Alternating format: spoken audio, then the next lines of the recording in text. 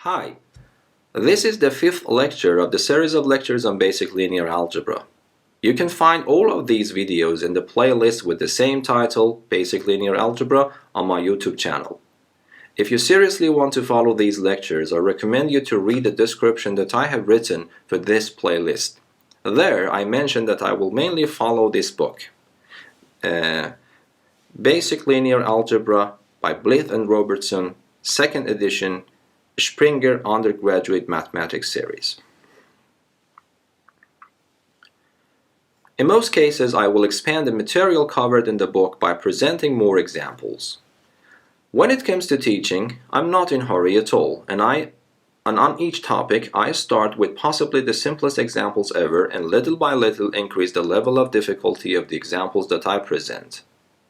Nevertheless, more challenging problems will be left for the tutorial videos. Below this video, you'll find a link to the PDF file that contains a number of more interesting and more challenging problems that you can work on them on your own to improve your understanding as well as your computational skills. The main focus of these problems would be the material covered in this video, however you also need what you learned in the previous videos. The subject of the next video will be the detailed solutions to these problems, as is always the case for the videos that I publish. In the descriptions below the video, you can also find the links to these notes that right now you see part of it on your display, both as a PDF file and as a GoodNotes file. GoodNotes is the application that I use to create the notes. You can find the links to the empty files as well as the files containing my solutions and explanations. The subject of today's video is matrix multiplication and the related concepts, which in the book are covered through the pages 6 to 12. Okay, without further ado, let us start the lesson. Definition 5.1, matrix multiplication. Let A be an m by n matrix and let B be an n by p matrix. I draw your attention that this n here is exactly the same n here. So it means that the number of columns of matrix A is assumed to be equal to the number of rows of matrix B. I want to define the product A times B for you as a matrix. So I need to define the order of this matrix, and I also need to define the entries of this matrix. The order of this product by definition is m by p. So I am saying that the matrix A times B is defined to be an m by p matrix. M is the number of rows of matrix A, the matrix sitting on the left hand side in this product, and P is the number of columns of matrix B, the matrix sitting on the right hand side in this product. Okay, now I need to introduce you the entries of this product.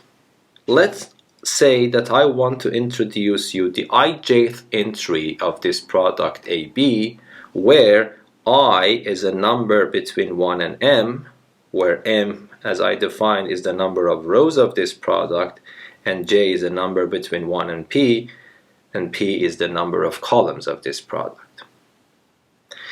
The definition of this entry is given by this sum. Let us have a closer look to this sum. This sum has a counter k which goes from 1 to n, and n is exactly the number in common between these two matrices, the number of columns of the matrix A sitting on the left, or equivalently the number of rows of the matrix B sitting on the right. And then if you look here, I have numbers A sub ik. These are entries, these are numbers coming from the entries of this matrix A, and then we have B sub kj. These are the numbers coming from the entries of this matrix B. Okay. So it means that for each entry, I need to calculate a sum. Okay, but let us have a closer look to the content of this sum. If you look here, two indices are involved, I and k. I is exactly this I here, which was fixed from the beginning, but the second index k is the counter of the sigma, which goes from 1 to n. Okay, so if I expand this sigma, the first term will have ai1, the second term will have ai2, the third term will have ai3, and then finally the last term will have ain. But if you look here, all of them have the row index equal to I, but the column indices are running from 1 to n. So it means that these are entries on the ith row of matrix A, the matrix sitting on the left-hand side. Okay, so the numbers here are nothing except the entries on the ith row of matrix A. Similarly, if you look at these numbers, they are involved with two more indices, k and j. Again, k index is the counter of the sigma, which runs from 1 to n, but this j is this fixed j that you see here.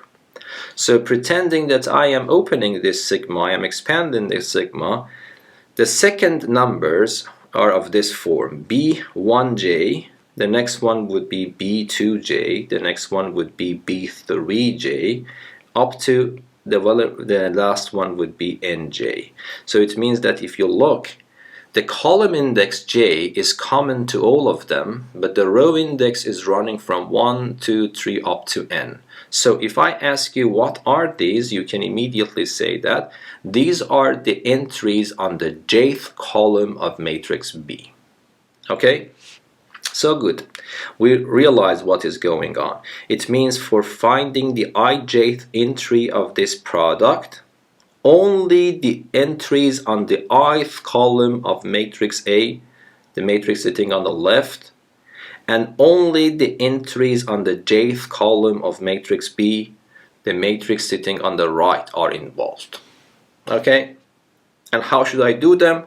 I need to multiply each entry from the row by each entry from the column correspondingly and add them up.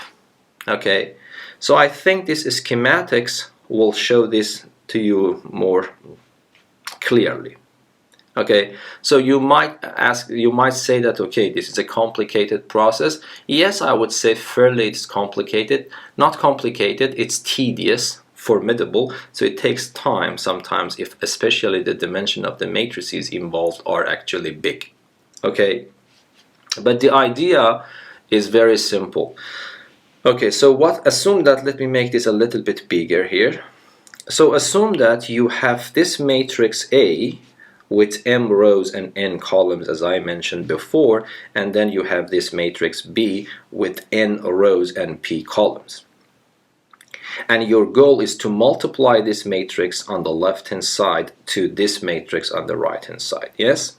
And I would say that, okay, assume that the product AB, I call it matrix C. First, by definition, I told you that if this matrix is m by n, the other matrix has to be n by some number p. Okay? And then the product, by definition, would be an m by p matrix. Okay? So in the product, you have m rows and you have n columns. Yes? Now assume that you want to calculate the entry on the ith row and jth column. So that is exactly A, B, I, J, but because I called AB the matrix C, so the entries can also be denoted by C sub I, J. According to the formula here, what I need to do, I need, for finding this entry which sits on the ith row and jth column, I choose the ith row of the matrix A, and I choose the jth column of matrix B. And what I do, I take the first entry of this row and multiply it by the first entry of this column. You see it here. I go to the next one, take it and multiply it by the second one. I, for example, continue. The kth one, I take it and multiply it by the kth one. You see, you get this one. And then still you continue until the very last. You take the last one and multiply it by the last one. And after multiplying these two, you start adding them up. And what you get is this C sub ij. So even though this formula is the precise definition of the ijth entry of the product, I usually, when I want to do numerical calculations, I always have this schematics in mind and I follow that immediately. Okay, but of course in the future we want to prove a lot of theorems related to the matrix multiplication. To prove the theorems, I need to have a precise definition handy in my hand, so to be able to prove the theorems. Okay, so one remark which was clear from the definition, let me emphasize here again, is this. The product AB is defined only if the number of columns of matrix A, the matrix on the left, is equal to the number of rows of matrix B, the matrix on the right. Now do a very simple example. Example 5.3. Two matrices A and B are given to us. A has 2 rows, 3 columns. B has 3 rows and 2 columns. We are supposed to determine the products A times B and B times A. Okay, let us start doing AB first. Okay, so if I want to calculate AB, what I do, I would write A first, so it is 2, 0, 3, 2, minus 1, 1, and I will multiply it by B, which is 0, minus 1, 1, 1, 2, and minus 3. Okay, first I need to know that if it is possible to multiply A from the left to B, yes? How should I know that? I know that this matrix is a 2 by 3 matrix. This matrix, on the other hand, is a 3 by 2 matrix. Is this product in this order defined? The answer is yes. Why? Because the number of columns of the matrix on the left matches to the number of rows of the matrix on the right. So this product is defined. And what would be the order of the product? According to the definition, I just eliminate this and I will have 2 by 2 left. So this tells me that the product is a 2 by 2 matrix. So this is a matrix of this form.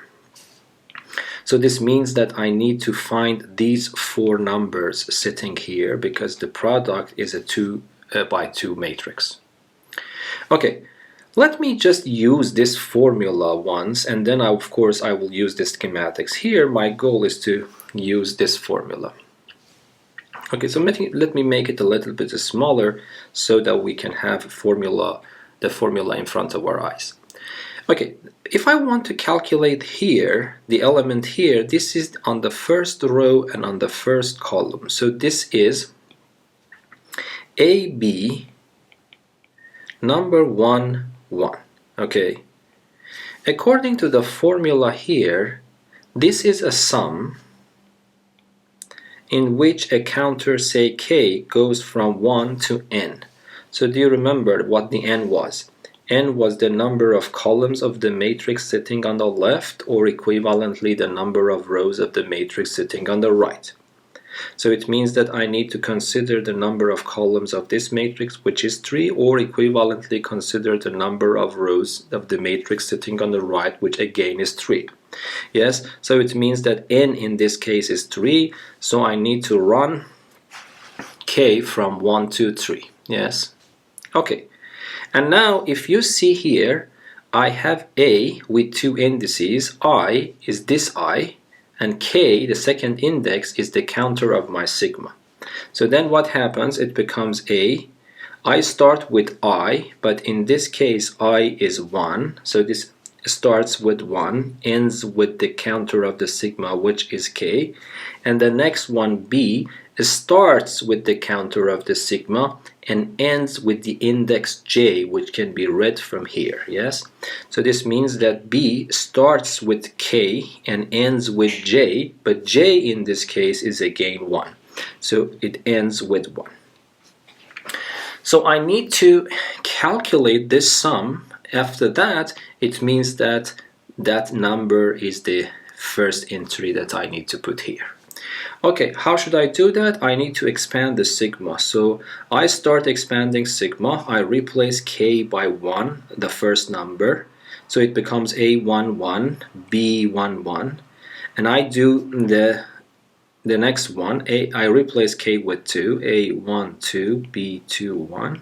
I replace K with 3, A13, B31. And then I add these numbers. Okay, but now it is easy to see what is A11. A11 is 2, A12 is 3, and A13 is -1. So these are the entries of the first row of A. And then what is B11? B11 is this 0, and B21 is this one, and B31 is this one. So these are the entries on the first column. Yes. So if I replace those numbers here, if I substitute those numbers here, then I will get 2 times 0 plus 3 times 1 plus -1 times 2. And I calculate this one, it becomes 0 plus 3 minus 2. The answer is 1. So this means that the first number that I need to put here is equal to 1. Okay, now let us go and calculate the other one using the same method. Okay, so the entry here is the entry sitting on the first row and second column. So it means that if I want to calculate that, I need to calculate the entry number 1, 2. Okay, so let me again use the formula here. So you see the formula tells me that I need to write a sigma K, in which K goes from 1 to 3 again, and is 3 again. But then the first entry is A, starts, the first entry is A, start with I, ends with K. I in this case is 1 again, and K is just simply K, so it becomes 1K. And then B starts with a K and ends with J. But J in this problem is 2, in this part is 2, so this becomes 2. And then I expand the sigma again, so it becomes A11, B12, plus A12, B22, and finally A13, B32. And again, A11, A12, and A13 are the entries of the first row of matrix A, but B12, B22, and B32 are actually the entries of the first of the second column of matrix B. B12 is this one, B22 is this one, and B32 is this one. Okay, so if I substitute those numbers here, I will get A11 is 2 multiplied by B12 is -1 plus A12 is 3 multiplied by 1, and finally -1 multiplied by -3. So this becomes -2 plus 3 plus 3, which is equal to 4. And this number is 4. Okay. And then we can also calculate the other two entries. But what I want to say is that let us use this schematics instead to be able to do it faster. The schematics is exactly the same one, it's the same idea, but we can do the calculations faster. So for example, I want to calculate this one, which is on the second row and the first column. This means that I will take the second row of this matrix sitting on the left and first column of this matrix sitting on the right, and then multiply the first one by the first one, which gives me 0. Multiply the second one by the second one, which gives me 2. Multiply the third one by the third one, which gives me another 2, and then I add them. So you see that you can do it exactly in your head, and the answer becomes 4. So what I need to write here is 4, as simple as that. Okay, so let us repeat this process again. Now I am interested in this entry. Yes, this is the entry sitting on the second row and on the second column. So from the matrix on the left, I take the second row, and from the matrix sitting on the right, I take the second column, and I repeat the process. I multiply the first one by the first one, gives me 0. I multiply the second one by the second one, gives me 2. I multiply the third one by the third one, gives me -3, and then I add them, yes, which gives me -1. So this -1 is the number that I need to put here, yes. So you see that this is faster. So I was able to calculate the first product. The first product is this matrix. Now we want to calculate the other product, B times A. This time B is the left-hand side matrix and A is the right-hand side matrix. Okay, for numbers, if A and B were numbers, we expect that these two products are the same. And that is the crucial difference between matrix algebra and real number algebra. The product of matrices is not guaranteed to be commutative. Actually, it is not commutative because of the counterexamples that you can see immediately here. But let me just calculate this one. But let me use this schematic and this idea so that I can do it quickly. Okay, again, let me repeat more or less everything. Here, my goal is to calculate B times A. B is the matrix on the left-hand side, which is 0, -1, 1, 1, and 2, -3.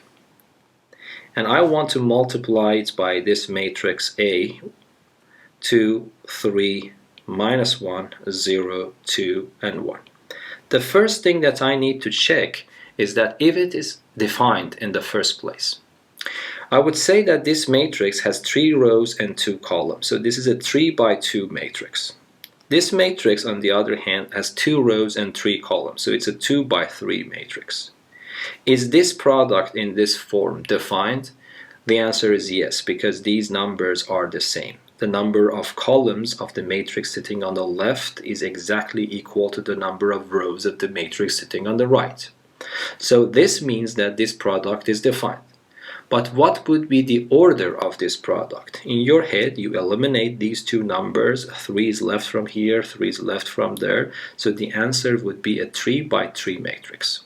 So what you expect is that this product is defined, and it is a 3 by 3 matrix. So it means that I need to answer these 9 entries, one by one.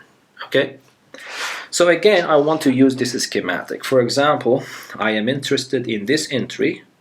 This is entry number 1, 1, yes? So I take the first row and the first column and multiply them together by the same rule that I just described. The first number multiplied by the first number gives me a 0. The second number multiplied by the second number gives me another 0. And if I add them, the answer is 0. So I put 0 here. So it means that this entry is 0. So you see, it is very fast. You can do it very quickly. Okay, this entry here is still on the first row, but this is the second column. So it means that I choose the first row, but this time I choose the second column. And then I do repeat the process. This multiplied by that gives me 0. This multiplied by that gives me -2. If I add them together, it becomes -2. So the answer that I need to put here is -2. Now here, the entry on the first row, third column. So it means that I choose the first row again, but this time the third column, yes? I multiply the first entry by the first entry, gives me 0. Multiply the second entry by the second entry, gives me -1, and then I add them, so it becomes -1. So the answer is -1. Okay, but for the second one, it's second row, first column. So it means that I need to take the second row, but first column. So multiply this one by that one gives me a 2, multiply this one by that one gives me a 0. If I add them, it becomes a 2. So this number is 2. For the next one, second row, second column, yes? Second row from the left-hand side matrix, second column from the right-hand side matrix, and do the process again. 1 times 3 is 3, 1 times 2 is 2, add them, it becomes 5. So the answer here is 5. The next one is the second row, but the third column, yes? So 1 times -1 is -1, 1 times 1 is 1. When I add them, it becomes 0. And now finally I go to the last row. So the third row, first column, yes? I want to find this one. This is on the third row and on the first column. So I will take the third row from the left-hand side matrix and the first column from the right-hand side matrix, multiply this by that, gives me a 4. Multiply this by that, gives me gives me 0, and if I add them, it becomes 4, yes? So the number that I put here is 4. And finally, this one by that one. 2 times 3 is 6, -3 times 2 is -6. When I add them, it becomes a 0. And then I multiply this by that one. 2 times -1 is -2, -3 times 1 is -3. If I add them, it becomes -5 if I add them, yes? So the answer is -5. So the very important thing that you can see here is that AB is a 2 by 2 matrix, BA is a 3 by 3 matrix. And the first thing that you realize is that, let me change the color here. So you see that at least for this case, AB is not equal to BA. Just by this one single example, we can conclude that matrix multiplication is not commutative. Okay, because at least we found a pair of matrices A and B for which AB is not equal to BA.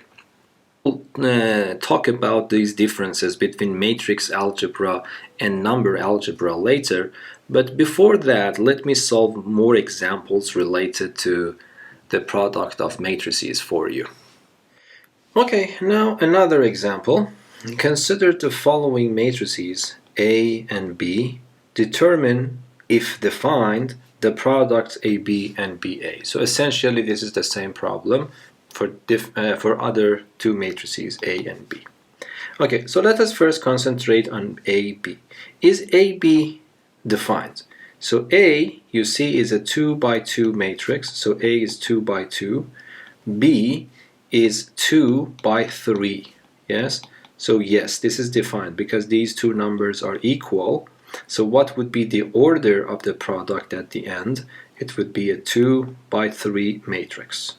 So A times B is actually defined here. So I would say A times B is equal to, so let me write this matrix 1, 2, 0, 1 and multiply it by 1, 2, 3, 4, 5 and 6. So we know that this matrix is supposed to be a 2 by 3 matrix, yes? So this would be a matrix of this type. So then I need to understand to calculate these numbers. Okay, the first one, first row and first column should be multiplied together. So 1 multiplied by 1 is 1, 2 multiplied by 4 is 8, and if I add them it becomes 9, so this number is 9, yes? So if I go to the next one, still I have the first row, because this is still on the first row, but second column. So I will have first row, and from here I take second column. Multiply this by that is 2, multiply this by this is 10. If I add them, it becomes 12. So this number is 12, and then I take this row and then multiply it by the third column. So 1 times 3 is 3, 2 times 6 is 12, and I add them, it becomes 15. So this number is 15. And now I go to the next row. Second row, first column. 0 times 1 is 0, 1 times 4 is 4, add them, it becomes 4. And then second row, second column. 0 times 2 is 0, 1 times 5 is 5, add them, it becomes 5. And finally, this second row by the third column. 0 times 3 is 0, 1 times 6 is 6, add them, it becomes 6. Yes? But if I want to do BA, it's not defined at all. Yes, why? Because this matrix, so let me write it here. This matrix is a 2 by 3 matrix, but this matrix is a 2 by 2 matrix. And then you see that these numbers in between are not the same. So the number of columns of the matrix sitting on the left is 3, the number of rows of the matrix sitting on the right is 2, and 2 and 3 are not equal, so this is not defined. This product is not defined, yes?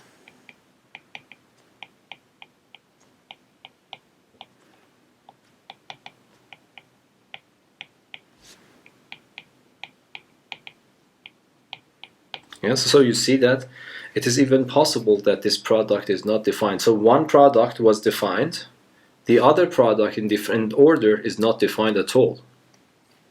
Okay, now let us go to another example. That is also essentially the same problem. I have two matrices, but this time I have chosen the matrix A to be a column matrix and matrix B to be a row matrix. And I want to again determine A times B and B times A. Okay. Is A times B defined? So let me write it here. So A times B is this column matrix, which is -1, 2, and 0, multiplied by B, which is this row matrix 3, -1, and 2. Okay? So let us see if this is defined first. This has 3 rows and only 1 column. So this is a 3 by 1 matrix. But this is 1 row, this has 1 row but 3 columns. So that's a 1 by 3 matrix. So yes, these numbers in between are equal. So it means that this product is defined. And then the order is interestingly 3 by 3. Yes, so this matrix is a 3 by 3 matrix. Okay, but here I want to do the same thing. So for example, I want to calculate this one, which is on the first row and first column. So I need to take the first row of the matrix on the left, which has only 1 entry in it. And I need to take the first column of the matrix sitting on the right, which also has 1 entry in it, and do the same process. I multiply the first one by the first one, but there is no second one so that I can multiply it by the second one. So it means that the process is finished. I just multiply -1 by 3, the answer becomes -3. There is no other entries to multiply. Okay, so it means that the first one is -3. Okay, again, I want to do this here. So I need to take the first row but second column. So the first row and then second column. Yes? I multiply the first entry by the first entry and I am done. It becomes 1. So this becomes 1. And then the same thing happens. I multiply this by that. It becomes -2. And now I go to the second row but first column. I multiply this by that one. It is 6 and then I am done. And for the same reason, the next one becomes -2, the next one becomes 4, and the next one is 0, 0, and 0. So this is the product of B times A. Sorry, A times B. But let me now calculate B times A to see if it is possible. If I want to multiply B by A, so it means that I need to write matrix B on the left hand side and multiply it by the matrix A on the right hand side, which is -1, 2, and 0. Okay, so let me see if this matrix is defined in the first place. This matrix on the left has 1 row and 3 columns, so it's a 1 by 3 matrix, and the other matrix here is a 3 by 1 matrix. Again, you see that these two numbers are equal, so the product is again defined, and then these two are eliminated, and what is left for me is a 1 by 1 matrix. So it means that the matrix that I expect is a 1 by 1 matrix. So it means that I have only one number that I need to calculate. So this number is on the first row and on the first column. So it means that from the matrix on the left, I take the first row, which is the only row, and from the matrix on the right, I take the first column, which is the only column. And I do the same process. As I multiply this by that, it gives me a -3. I multiply this by that, it gives me a -2. And I multiply this by that, it gives me a 0. And I start adding these numbers, which gives me -5. So the number that I need to put here is -5. But do you remember we had a convention that if I have a 1 by 1 matrix, I identify this by the entry itself. So I would write it as -5 itself. Okay, now let us go to another example. I want to simplify this matrix expression. So here I have a number multiplied by a matrix minus another matrix. The whole matrix should be multiplied by this combination of matrices. So of course it is clear we have the same priority rules, even though I haven't mentioned them explicitly. So first of all, I need to do what the operations inside the pair of brackets, the priorities with that. And when it comes here, I would consider this as a product, and I will consider this as a subtraction. And the priority rules are exactly as the priority rules with numbers. So you know that the product of numbers has the priority over the subtraction of numbers. So here I will also assume the same scenario. I would say that the product, scalar multiplication here, has priority over this matrix subtraction. So okay. By this, I can simply write this. I would multiply this by that first. So this becomes 3, 3, 6, and 12, because we know that if I want to multiply a matrix, a number to a matrix, I need to multiply that number to all entries there. And then I have this one left. Okay. But now let me have this pair of brackets around them, and then I have another pair of brackets open, so I want to calculate this and that one, because again the priority is with this scalar multiplications. So then it becomes 10, 2, -4, and 2. The other one, I keep the negative sign and multiply 3 in, so it becomes 3, 6, 3 -6. And now in each pair of brackets I have a subtraction. So I need to do this subtraction, but I can do it quickly by subtracting the corresponding entries. So then this one minus this one is 2, this one minus this one is 2, this one minus this one is 4, this one minus this one is 8. So I can write 2, 2, 4, 8. What I have written here is the result here. I do the same thing here, but then between these two I have a multiplication. Yes, so let me write the other one as well. So here I have 10 minus 3, 7, 2 minus 6, -4, -4, -7, -7. Sorry, -4, -3, -7. 2 minus -6 is 8. So this becomes 7, -4, -7, and 8. And now I need to multiply these two matrices. Is it possible to multiply them? Yes, because this is a 2 by 2 matrix. This is also a 2 by 2 matrix. The numbers in between are equal, so I eliminate them. So 2 by 2 is the product. So the product is also a 2 by 2 matrix. And I think we can just write it immediately here. So I have a 2 by 2 matrix as my final answer. But if I want to calculate this, you now have enough experience. You take the first row and multiply it by the first column. 2 times 7 is 14. 2 times 2 times minus 7 is minus 14. If I add them, it becomes 0. So the first entry is 0. For this entry here, I take this one and multiply it by the second column. So 2 times minus 4 is minus 8.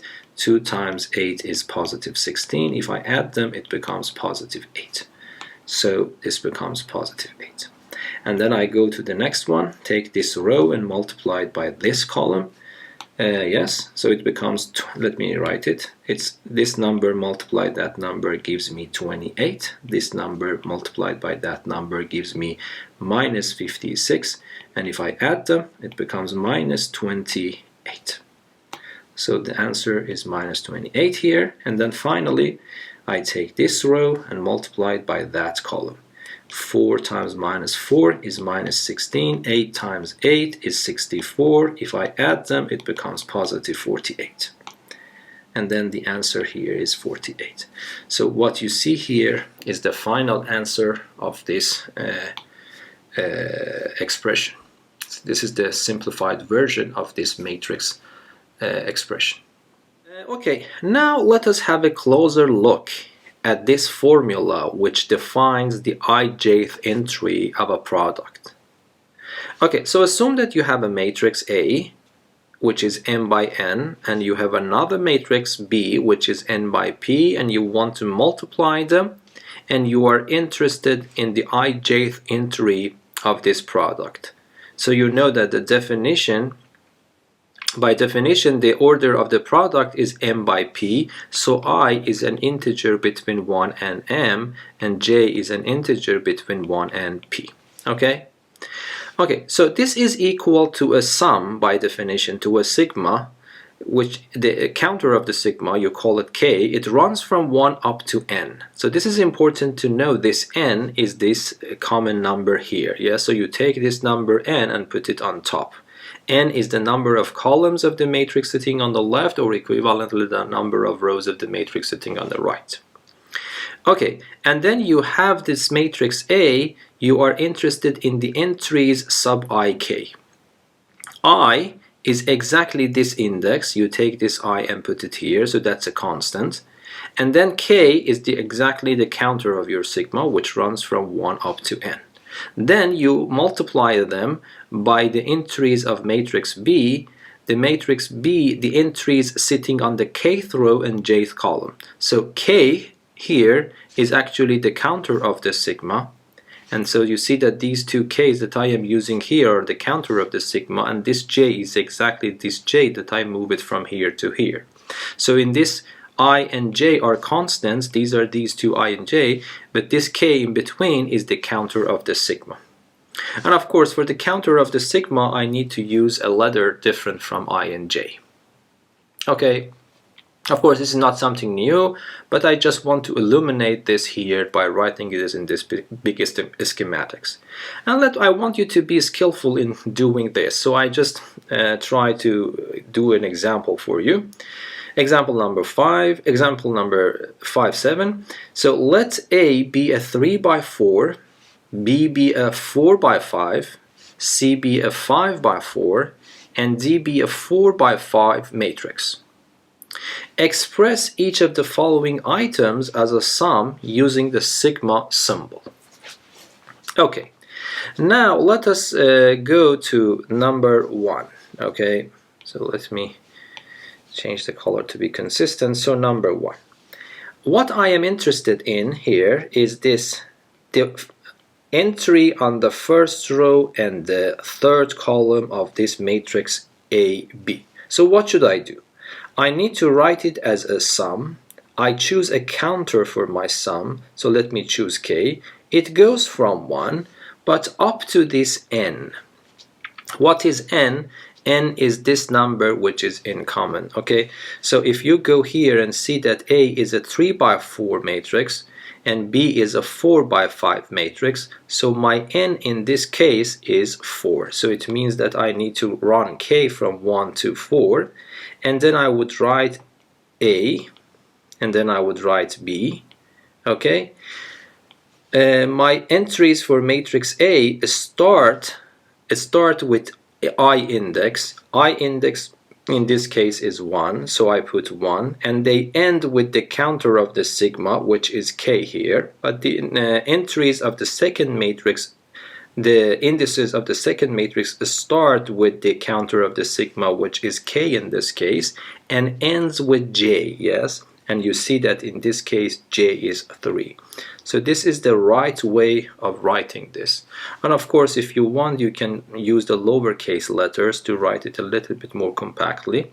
So I can write k goes from 1 to 4, and I would write A sub 1k, B sub k3. So that is what I expect you to do in this exercise, in this problem. Okay, so let us go to number 2. So for number 2, I have this situation. I want to multiply B by C, and I am interested in the entry sitting on the second row and fourth column. So what should I do? So let me write it here. So I am interested in this expression. So again, according to what I learned, I write a sigma. I choose a counter, say k for my sigma. It runs from 1 up to n. N is the common number here between this matrix B and this matrix C. So the number of columns of B, or equivalently the number of rows of C, which in this case is 5. So it means that K runs from 1 to 5. And then I have entries coming from matrix B, entries coming from matrix C. So how should I write the indices for the first component? I start it with I end it with the counter of the sigma. In this case, my I is 2 and the counter of the sigma is k, so it would be 2k. But for the second one, the indices is start with the counter of the sigma, say k, so let me write the same k that I have used here. And then it ends with j, but in this case j is 4, so this becomes 4. And then again, for simplicity, let me use the lowercase letters. So it becomes B sub 2k, C sub k4, where k runs from 1 to 5. Okay, so let me do number 3. So let us save a little bit of space here. So let me do number 3 here. I am interested in calculating the entry sitting on the second row and fourth column of this matrix now. Okay, so again, this is a sigma. It has a counter k, runs from 1 up to n.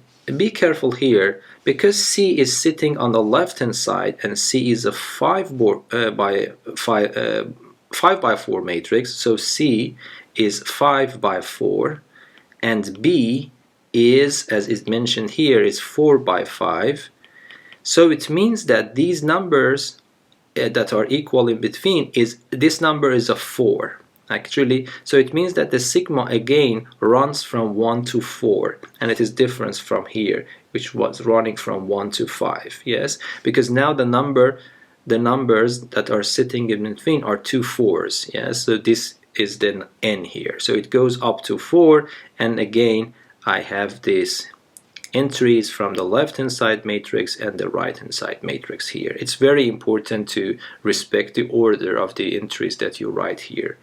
Okay, so now the first component starts with an index. The first index is I, which is 2 in this case, and the second index, as usual, is this counter of the sigma, but the second one starts with the counter of the sigma and ends with the j index. In this case, j index is just 4. And if I want to write it more compactly as before, so I can write sigma k goes from 1 to 4, c sub 2k, B sub k4. Okay, so it is crucial to make this, to understand this difference. You see, if I am interested in calculating BC element 2, 4, the answer is the sigma, which runs from 1 to 5 with these combination. But if I am interested in the same entry of this product CB, it is another sum, and you see that they are quite different. So for example, you just see that my sigma runs from 1 to 4 instead of 1 to 5. Okay, so it's very crucial to pay attention to these details. Okay, now let us go to the next part of this problem, which actually involves 3 matrices. Okay, but it's not hard, so let us start doing that. Okay, I am interested in calculating this entry of this matrix. So I have 2 matrices A and B. I multiply them, it becomes a new matrix. Then I get that answer and multiply it by C, and I get a new matrix. And now I am interested in calculating the entry on the second row and third column of this new matrix. Okay. First of all, let us check that this product is actually defined. So you see, A is given to be a 3 by 4 matrix, B is given to be a 4 by 5 matrix. So yes, this product is doable, and the result is 3 by 5 matrix. And now C is also a matrix which is 5 by 4. Again, these two numbers are equal, so this new product is also doable. And then if I cancel them, the final product would be a 3 by 4 matrix. Okay. So it is doable. Okay, now then the point here is that you need to consider this as a 1 matrix and this as the second matrix, and then use this formula to expand this as a sigma. So what should I do? Here I would write it as a sigma. I choose a counter for my sigma k. It runs from 1 up to some point that I need to discover here. So let us repeat it here again.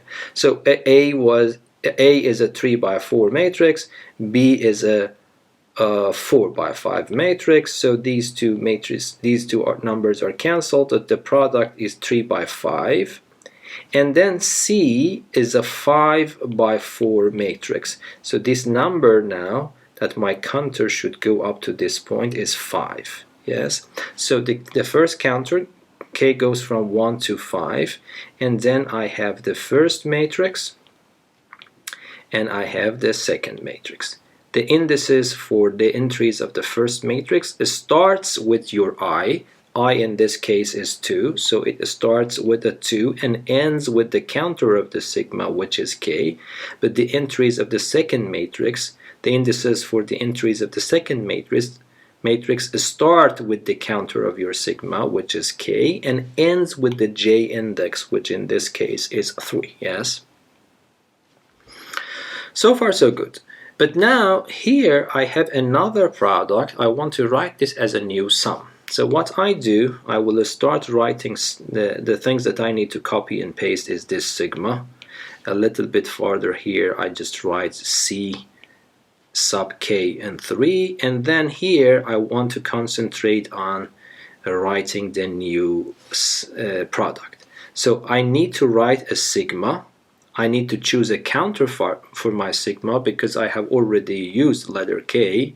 So let me use another letter, say for example L. It goes from 1 up to which point?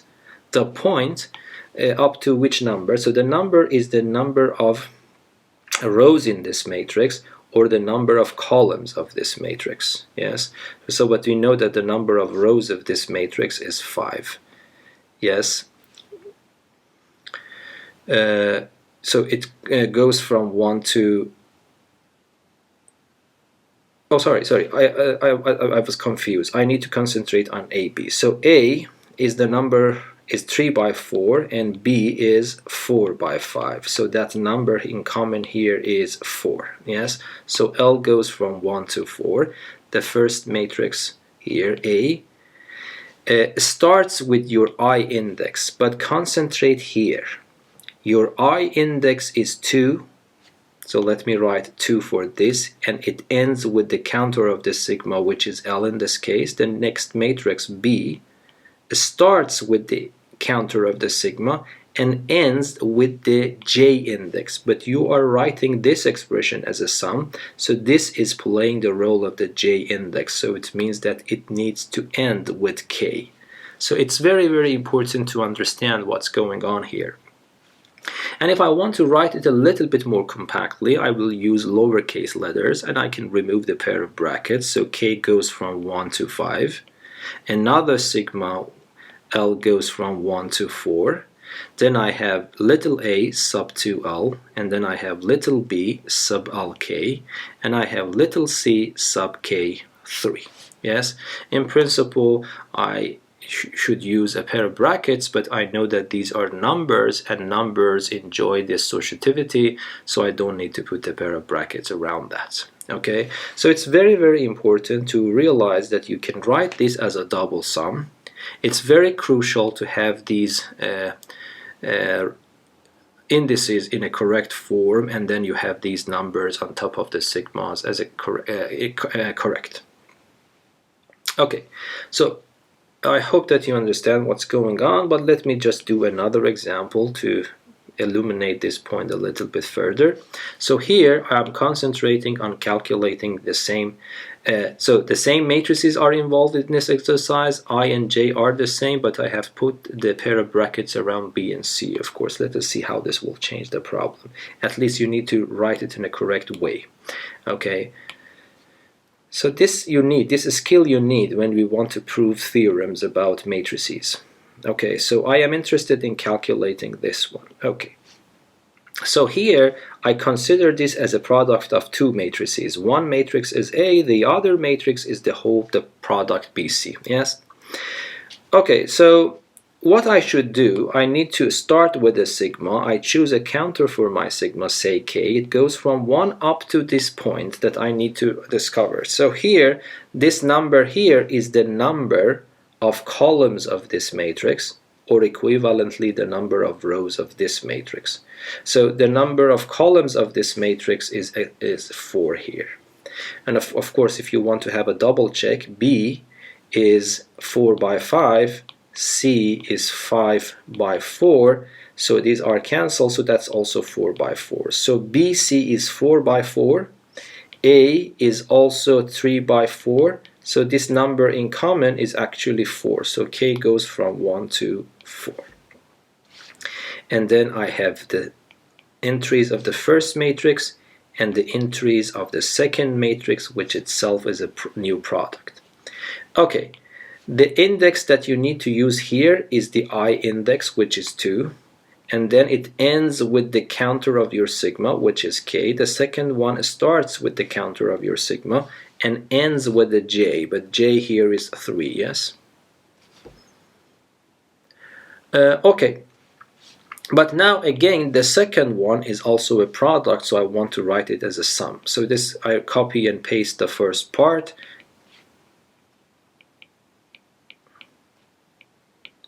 And for the second one, what I do, I open a new sigma.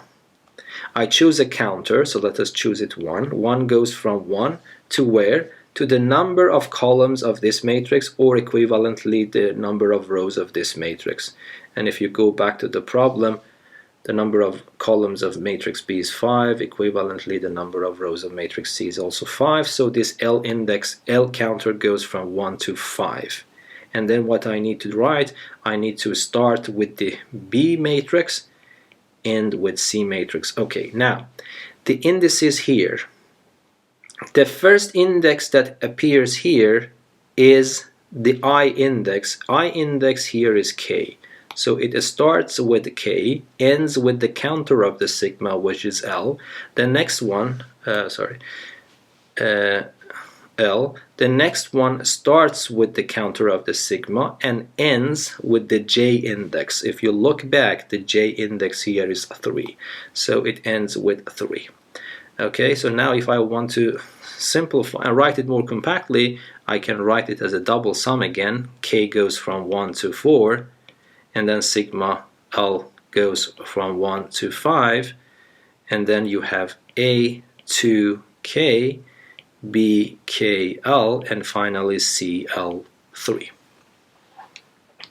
Okay, so later we will discuss about that these two sigmas, even though they have differences, how they look, but they will be equal at the end. We will prove that these two sigmas would be equal. So these sort of things you need to know very well.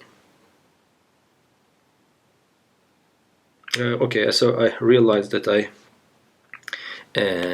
should change this number. This is not number 3 was here, so this is number 4. Sorry, so this is number 4, and this is number 5, and now finally number 6. Okay, so for number 6, let us see what's going on. In number 6, I have a product again, but the left-hand side matrix is A, the right-hand side matrix is a sum, B plus D. First of all, is this sum possible? You see, D is given to be a 4 by 5 matrix, B is also a 4 by 5 matrix. So these two matrices are of the same order, so they can be added, and I get a new 4 by 5 matrix according to the definition of summing, adding to my matrix summation. And now I multiply A by this one. So I know that A, so let me write it here. Oh, sorry. I have A multiplied by B plus D, number 1, 4. So I see this as a product, the product of this matrix and that matrix. So I start with the sum. I choose a counter for my sigma. It goes from 1 to which point? I have two matrices, matrix A, the number of columns. So this is a 3 by 4 matrix. So this is a 3 by 4 matrix. And these two matrices are 4 by 5, so the sum is also 4 by 5. So you see that this common number is 4. And my sigma should go from 1 to 4. And then I choose this matrix, the elements of this matrix and the element of the second matrix. The first matrix has two indices. The first index is I, which is 1 in this case, and the second one is the counter of my sigma, so it's 1k. For the second one, it starts with the counter of the sigma, but it ends with the j index, which in this case is 4, so I would put a 4 here. But now we have this here. This is a sum, so I need to use the definition of the sum of two matrices. So k goes from 1 to 4, then it becomes A sub 1k. There is no sigma involved. This is the sum of two matrices, so it means that I need to choose the same entry k4 from the first matrix, the same entry k4 from the second matrix, and then add them. Okay, so that is the end of actually this problem. If I want to write them with lowercase letters to make it simpler to write, so then it becomes A 1k multiplied by bk4 plus dk4. Of course, here you can stop here, but if you want, you can also distribute this here if you want to. It's not compulsory here in this case. So it's 1k bk4, yes, and then you have plus a1k times dk4. And even if you want, you can write the sigma, for example, of the first one plus the sigma of the second one.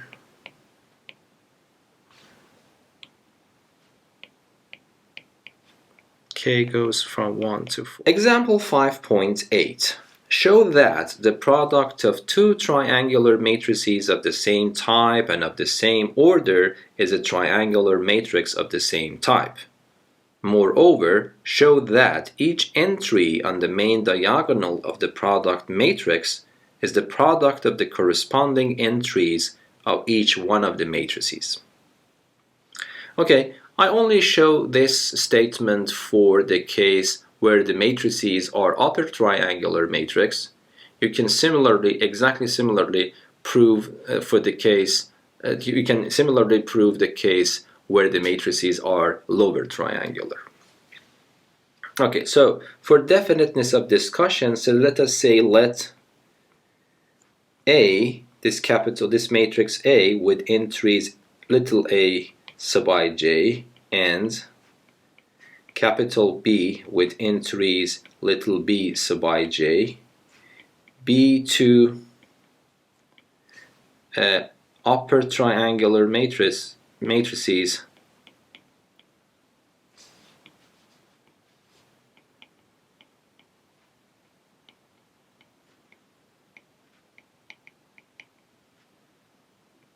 of order, say, n. Okay, we prove that the product A times B is also upper triangular.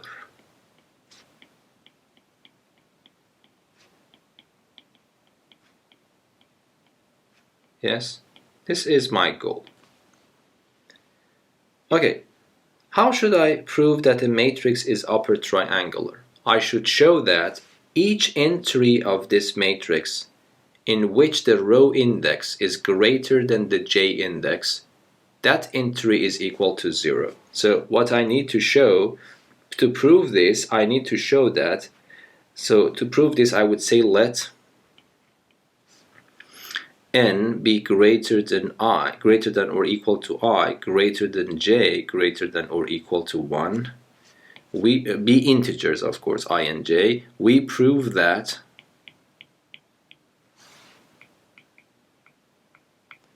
AB sub ij is equal to 0.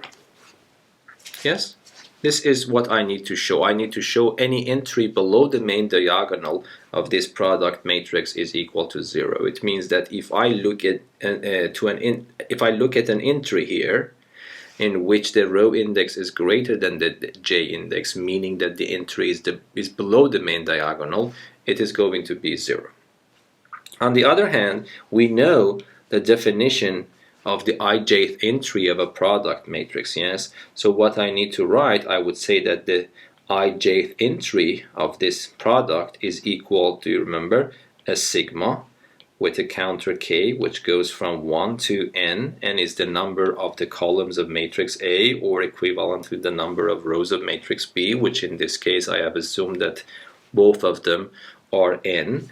So this goes up to n, and then I will write A with two indices, which starts with I and then ends with the counter of the sigma. The second one starts with the counter of the sigma and ends with j. Okay, but now look, what can I write for this sigma?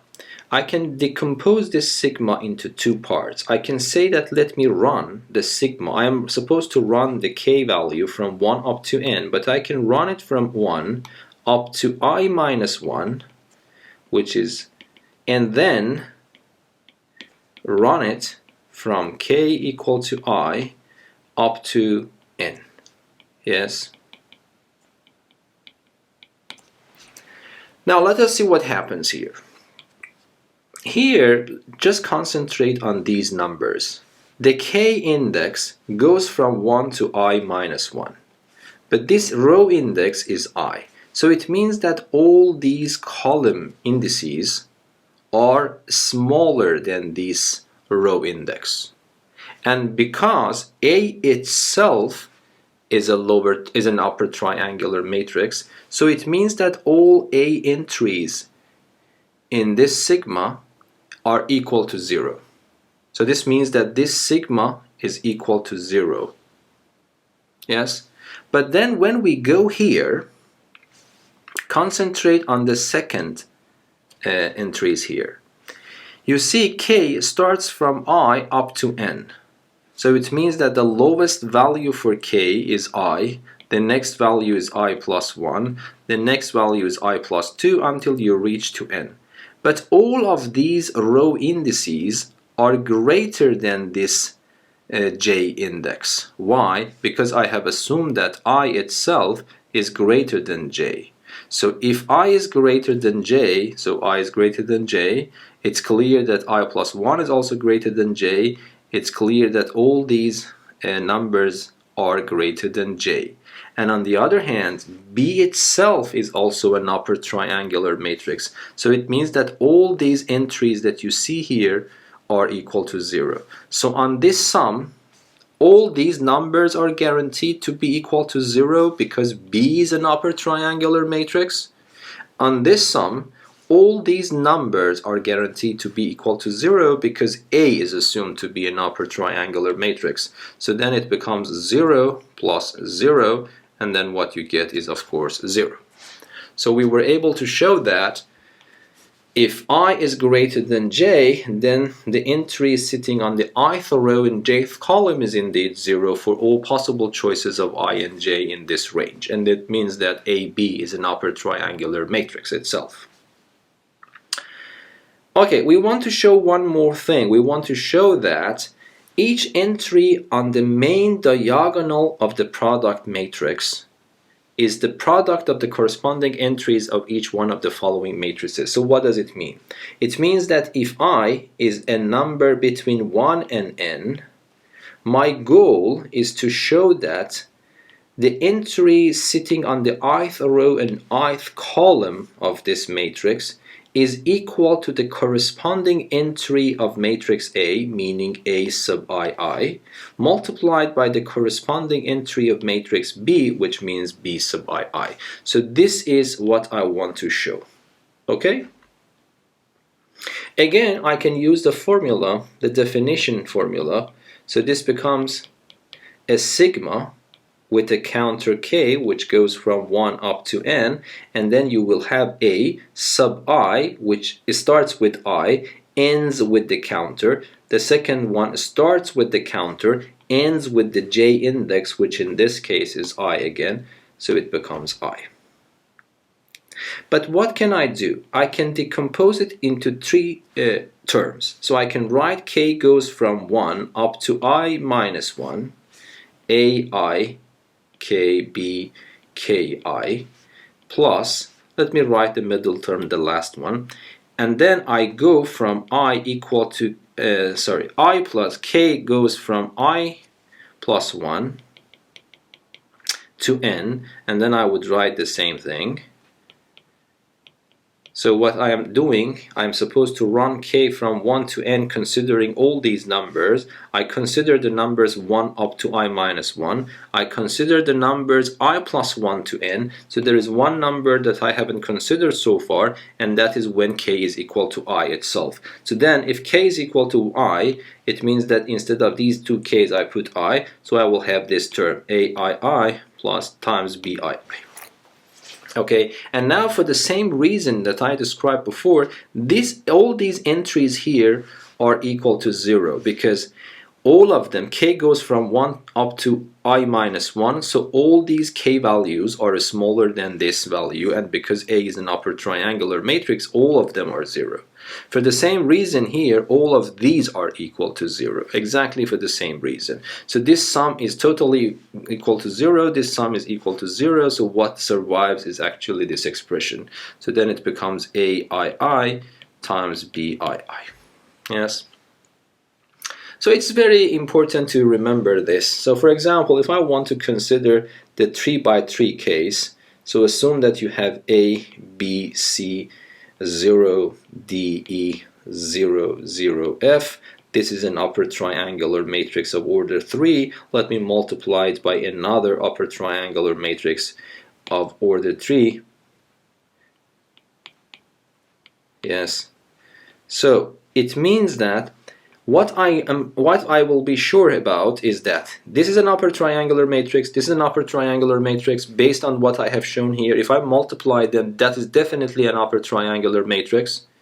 And then what I know is that the entries here, here, and here on the main diagonal, this one is definitely A times G, this one is D times J, and this one is F times L. Okay, so if you want to really check this, let us do that. So if I take this row and multiply it by this column, I need to multiply the first one by the first one, the second one by the second one, the third one by the third one. The first one gives me a G, the second one gives me 0, the third one gives me 0. If I add them as I predicted, it becomes a G. But of course the other ones are not that clear, so you need to multiply. So if I multiply this by the next one, The first one multiplied by this one gives me AH, the second one multiplied by this one will give me BJ, and then this one multiplied that one gives me 0. If I add them, it gives me AH plus BJ. Yes, and then the next one multiplied by the last one, I have to do it completely, so it becomes AI, BK, and CL added together. Yes, and then I go to the next one, multiply it here. The first one multiplied by this one 0, this one multiplied by that one is 0, this one multiplied by that one is also 0, so as was predicted, because this is supposed to be an upper triangular matrix. Okay, and then let me do the other one as well. So if I take this one and this one, then multiply the first one by the first one 0, the second one by the second one is DJ, and the third one by the third one is 0, 0. So it means that this becomes DJ as I predicted using that formula. And then of course you can continue the other ones yourself. Okay, and then if I continue this one, you can immediately convince yourself that that would be the case. So what is predictable is that this is guaranteed. We don't need to calculate these things because according to this problem, this has to be upper triangular matrix. We don't need to calculate this in detail because we know that this is the case, that the entries here are the products of corresponding entries. But this you need to calculate here. These elements lying on above the main diagonal, they are different based on different values that you have for these entries. Okay. A very nice conclusion and a very important one is that what is written in this remark. Now, if I have a diagonal matrix multiplied by another diagonal matrix, the multiplication is super simple. What I need to do is just simply multiply the corresponding entries on the main diagonals together, and it becomes a new diagonal matrix. Why is that the case? It's very simple. Because when you say that I have a diagonal matrix, yes, so let me for example be clear. So let me take 3 by 3 again. So assume that you have a diagonal matrix of this form, and you want to multiply it by a diagonal matrix of order 3 here. So what I am saying is that you really don't need to calculate. You just multiply this by that, you will get A1, B1, you multiply the second ones, you multiply the third ones, and then it remains diagonal, so everything else will be equal to 0. And of course this is clear because when I look here and here, I see that these are 0, so this means that this is an upper triangular matrix. So it means that the answer should be an upper triangular matrix. So it is clear that these are 0, and then it is clear that these numbers should be like that. But of course these two matrices are on the other hand lower triangular matrices, so the product should also be a lower triangular matrix. So it means that the product is lower triangular as well as the upper triangular, so it should be a diagonal matrix. So this is a very simple but very important rule that we will use it in the future. Now let me introduce you two pieces of notation here. So assume that you have a matrix A, which is an m by n matrix. Okay, I use this notation capital R sub I of A to denote the following 1 by n row matrix. Okay, so it is a row matrix which consists of the entries on the ith row of matrix A. And similarly, I use this symbol capital C sub j of A to denote the following m by 1 column matrix. So it means that the entries on this column matrix are the entries on the jth column of matrix A.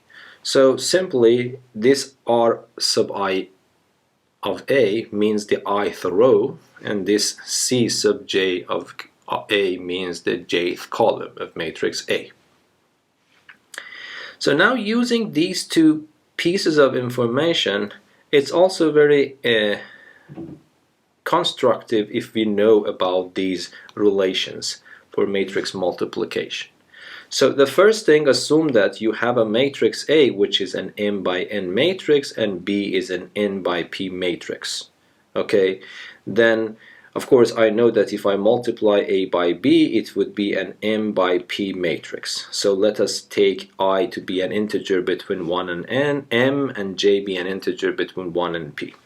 Assume that you want to calculate the ijth entry of the product matrix. What you can do, you can just take the ith row of the matrix A, the matrix sitting on the left, and you can take the jth column of matrix B, matrix sitting on the right, and then just multiply them. Yes, then it becomes a one by one matrix which can be identified with its own entry, and that entry is the ijth entry of matrix AB. You can of course prove all of them rigorously. But instead of proving them rigorously, let me actually try to see how it works in practice. Yes, so here, for example, if I go to this example, I have given you two matrices A and B. Okay, then we want to check these 6 items that I have actually itemized here.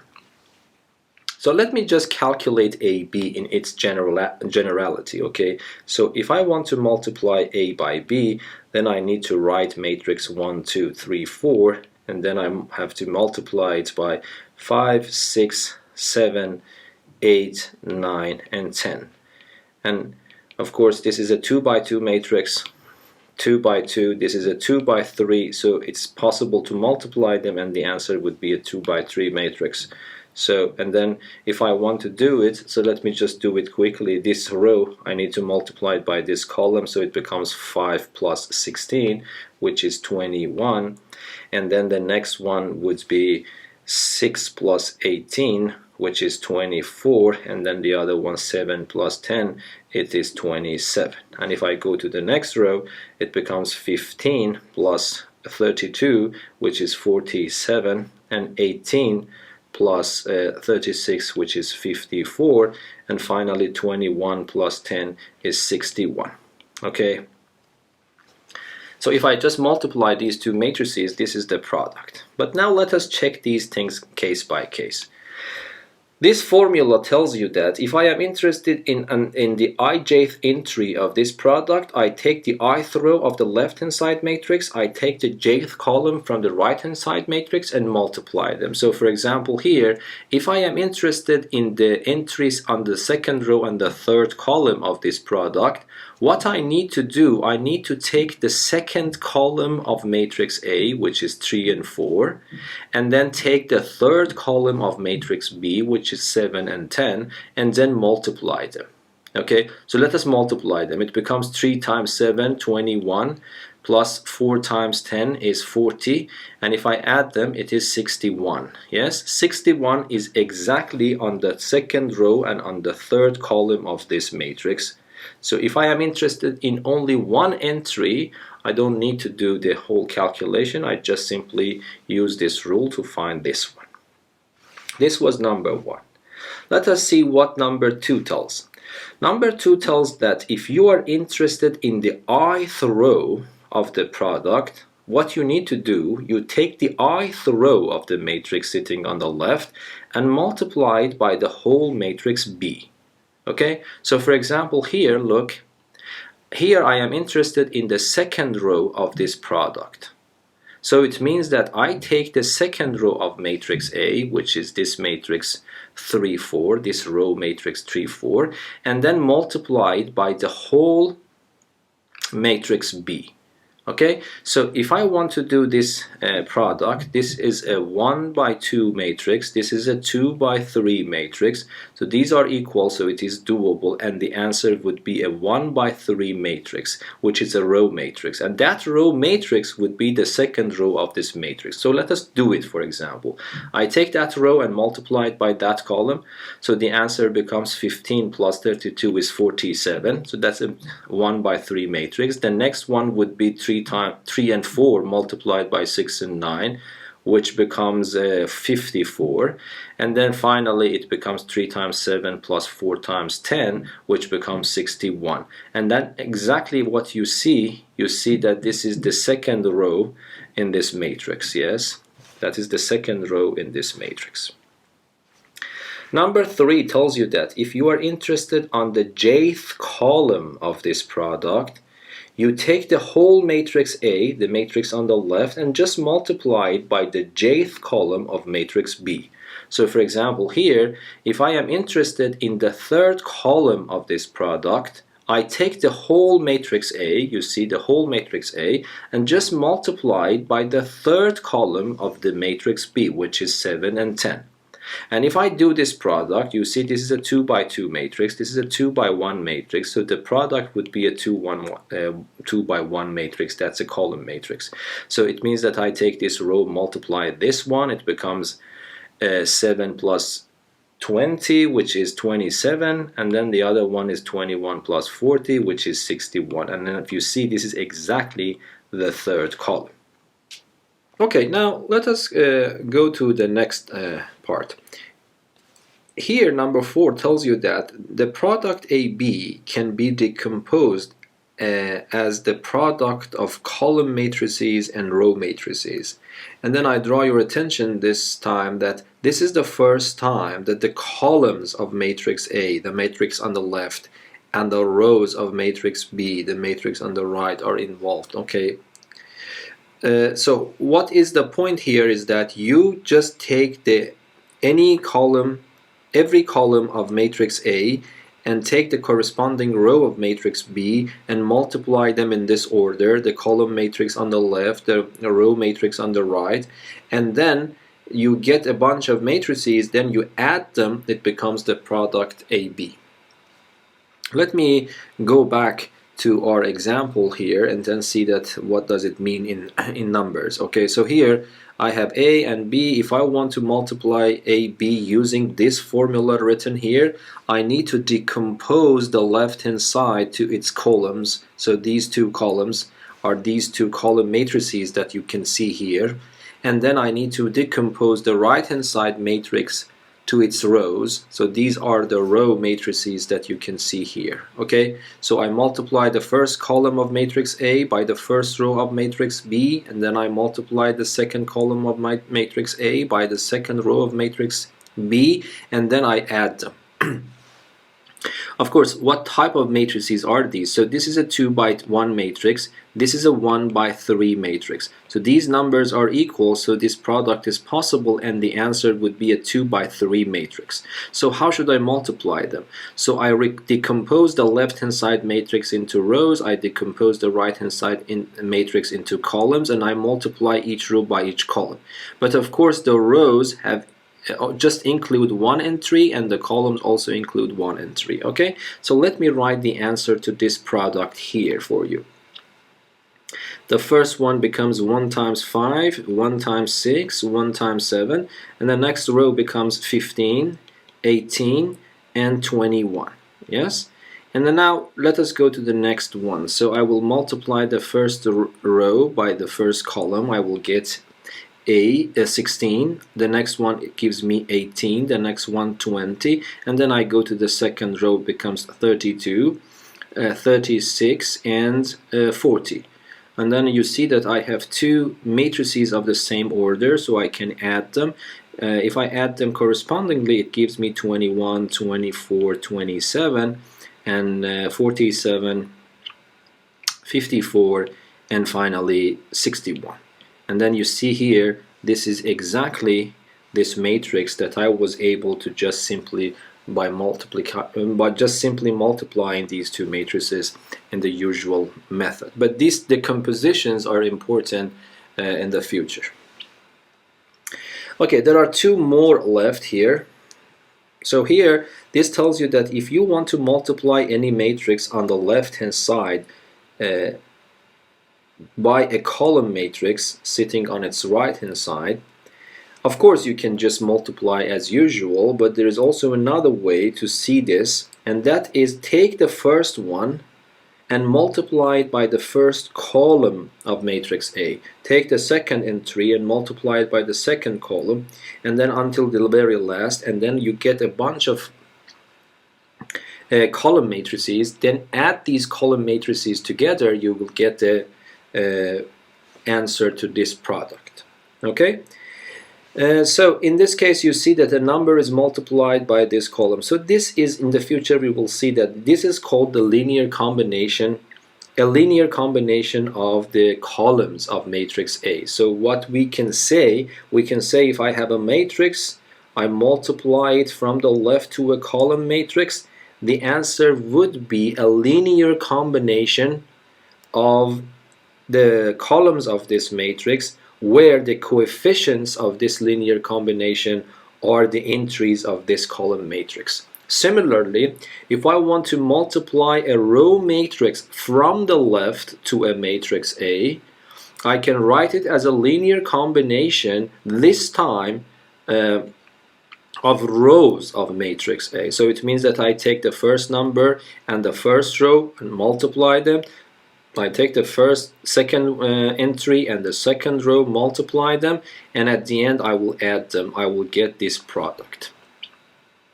So this means that this would be a linear combination of the rows of matrix A. So these are good and useful relations that will be helpful for us in the future. Okay. So for example here, let us check this one. What does it mean? If I want to calculate this, if I want to calculate the left hand side, it becomes A times 11 and 12. This becomes matrix 1, 2, 3, 4 multiplied by 1, 11 and 12. And if I just multiply as usual, I will decompose this into rows, and this is just one column. So 1 times 11 plus 2 times 12 is 35, and then this is 33, and that one is 48, so it becomes 81.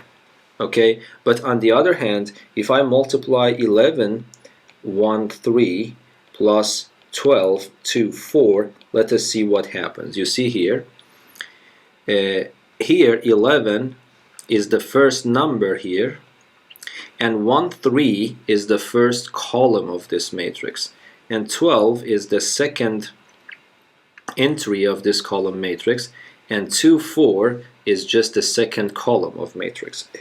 So this relation claims that these two would be the same. If I multiply this, or if I do it in this way, the answers would be always the same, and that's not a coincidence. So, and then you can check it here. So 11 times this becomes 1133. The other one becomes 2448. And then if I add these two column matrices, 11 plus 24 is 35, and the other one is, as before, is 81. And then you can see that these two answers are exactly the same. Okay, you can check the last one yourself. So here I have 13 and 14, and I have a matrix. So I take the first one and multiply it by the first row of matrix A. Yes, so the first row of matrix A is this one, and then I take the second one and multiply it by the second row of matrix A. So it doesn't matter if I calculate this product or if I calculate the sum of these two scalar products. Okay, so these are good things to know.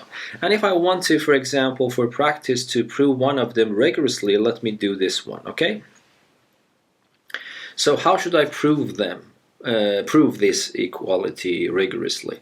So A is an m by n matrix, B is an n by p matrix, so the product would be an m by p matrix. So the matrix sitting on the left is m by p.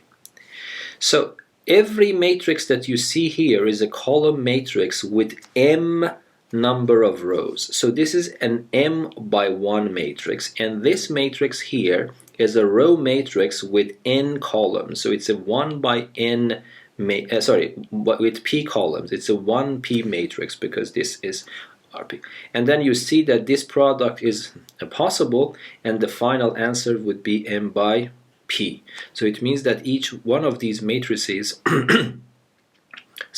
this is an m by p matrix, and if I add mp matrices, the answer would be mp, so m by p matrix. So this one and that one have the same order.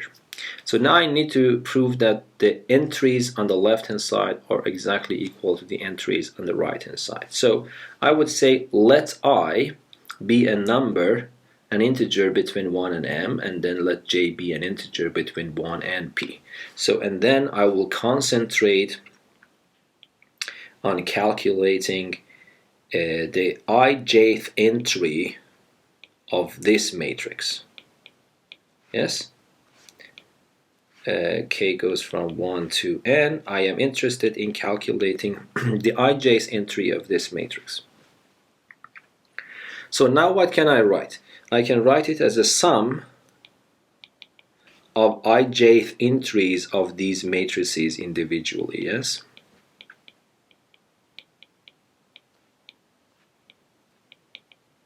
Okay, now we know what is the definition of the ijth entry of a product matrix. Yes, what I mean, I want to use this formula.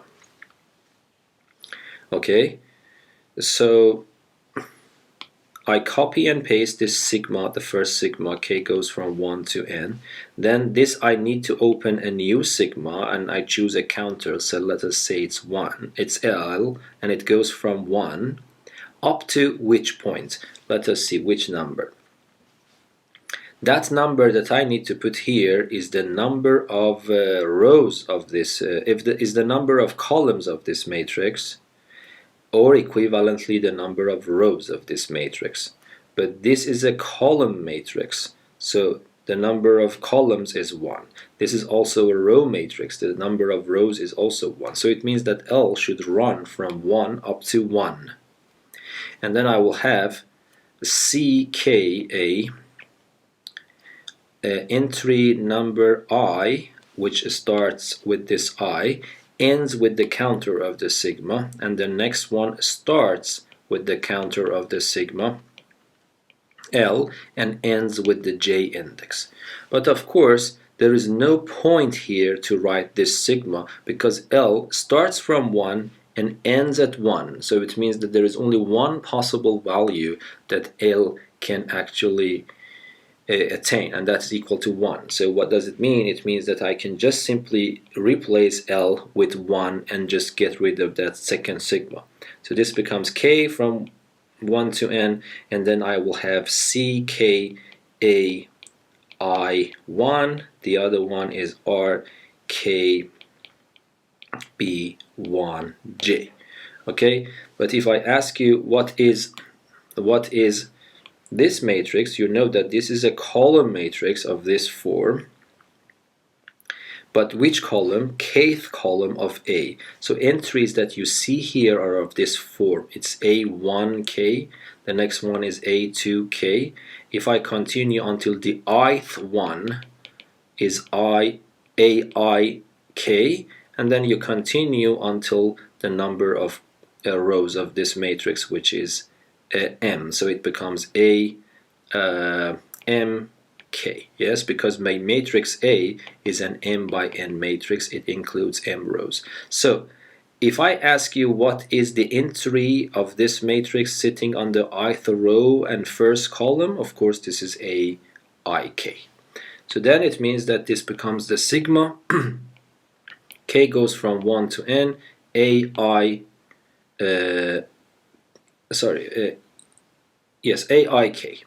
And the next one for the similar reason becomes BKJ. But this is also a famous formula for you now. This is just the ijth entry of the product matrix AB. Okay?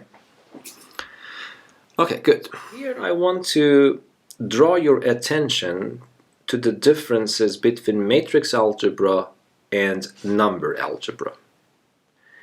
Understanding these differences and paying attention to them is actually crucial in the study of matrices.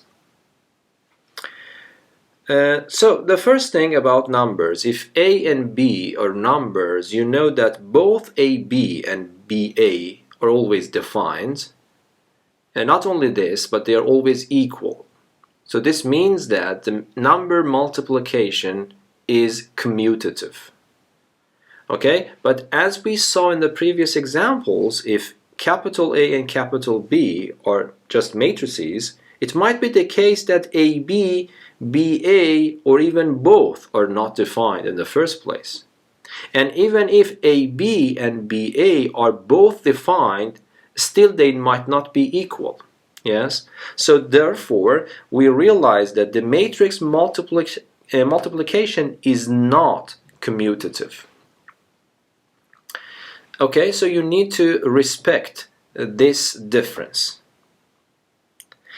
One thing that is also very important is that when we say that matrix multiplication is not commutative, it does not necessarily mean that one cannot come up with examples of matrices A and B such that AB is equal to BA. No, it means that this is not always the case. So might be, for example, in this case, you can find matrices A and B so that when you calculate AB, it becomes exactly the same matrix as you calculate BA. For example, I have given two matrices here.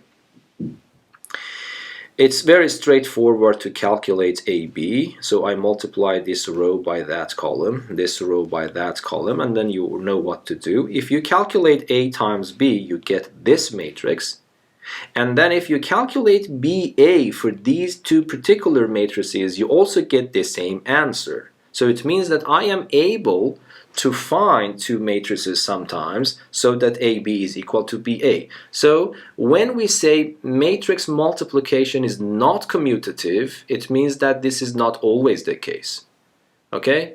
But it doesn't necessarily mean that you cannot find any pair of matrices A and B so that AB is equal to BA, because we can, as I just showed you an example here.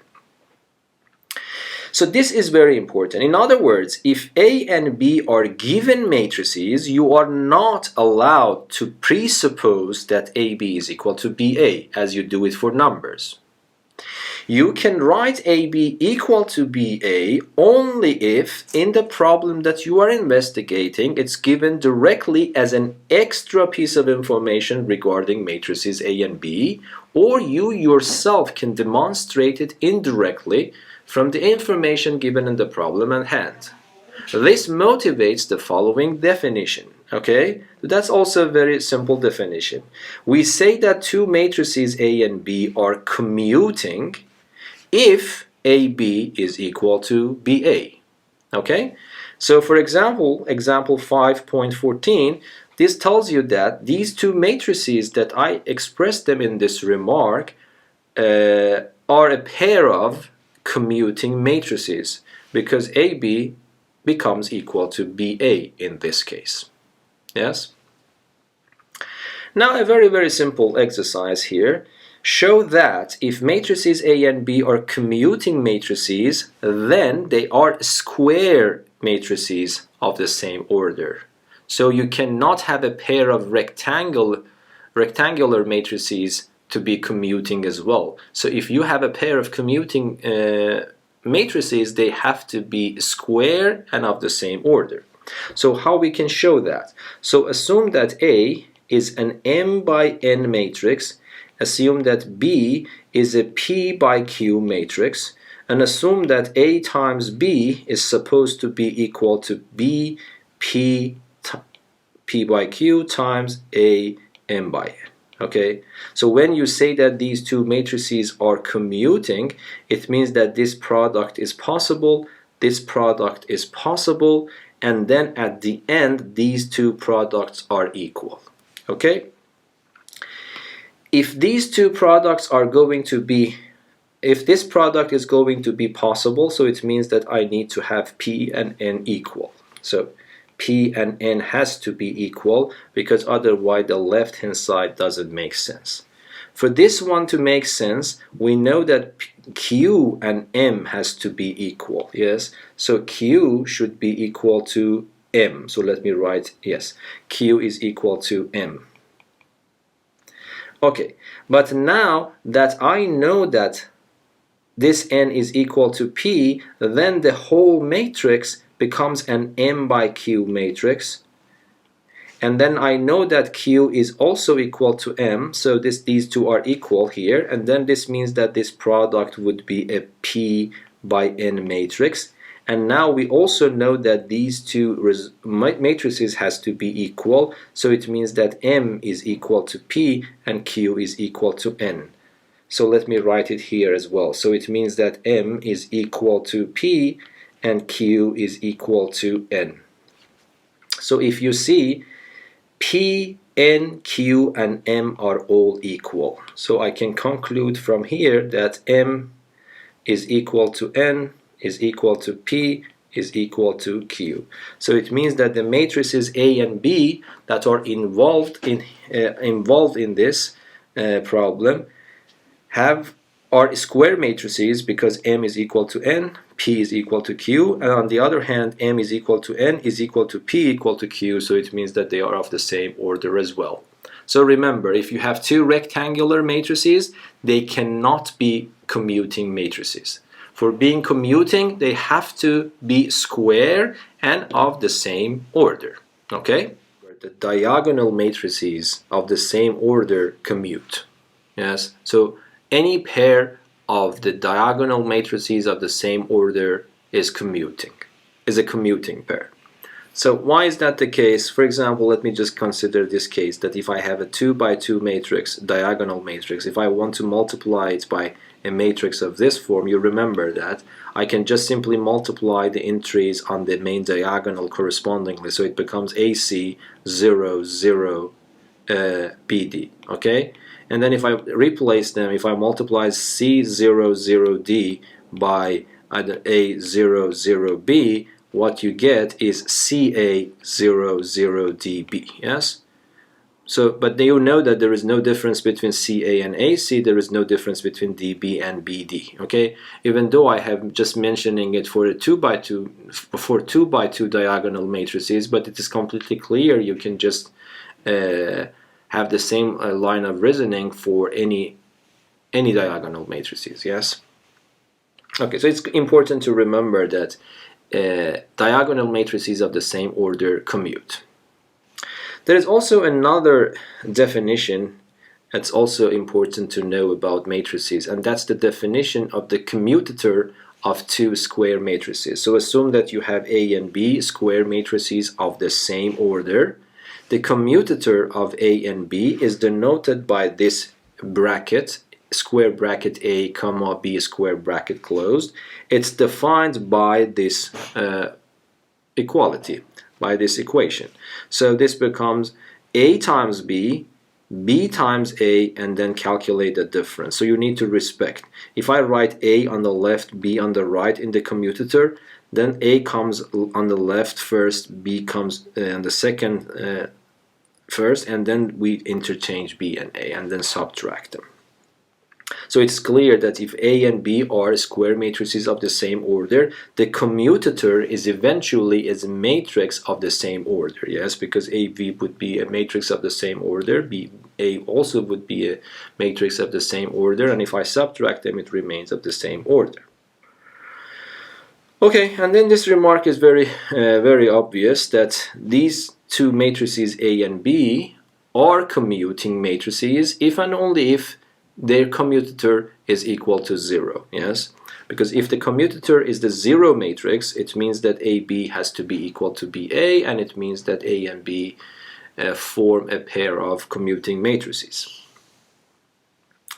Let us solve this simple problem, okay? So here we are, this problem, consider the following two matrices A and B, determine this A and B in a way that the commutator of A and B is the 0 matrix. In other words, determine A and B in a way that A and B form a pair of commuting matrices. Okay, so I would write it in this form. I would say that AB, commutator of AB, is equal to 0 if and only if AB minus BA is equal to 0, and this means this is equivalent to saying that AB is equal to BA. But this itself is also equivalent to writing this A is 1, 2, minus 2, 1, multiplied by B, which is 2, 3, A and B. This is supposed to be equal to the product in the other way around, 2, 3, A, B, multiplied by 1, 2, minus 2, and 1. But then on the left hand side I calculate the product. So the product, you know what to do now. It's 2 plus 2a, first column, yes, the first row by the first column. 1 times 2 is a 2, 2 times a is 2a, and then I add them. So, and I calculate the other ones the same. So it becomes 3 plus 2b, and the next one is minus 4 plus a, and the next one is minus 6 plus b. This is the matrix A times B. On the right hand side I have I have B times A, which becomes 2 minus 6 is minus 4, and the other one is 4 plus 3 is 7, and then I have A minus 2B, 2A plus B. But then these two matrices are equal if and only if all the corresponding entries are equal. So it means that 2 plus 2a is equal to minus 4, 3 plus 2b is equal to 7, minus 4 plus a has to be equal to a minus 2b, and minus 6 plus b has to be equal to 2a plus b.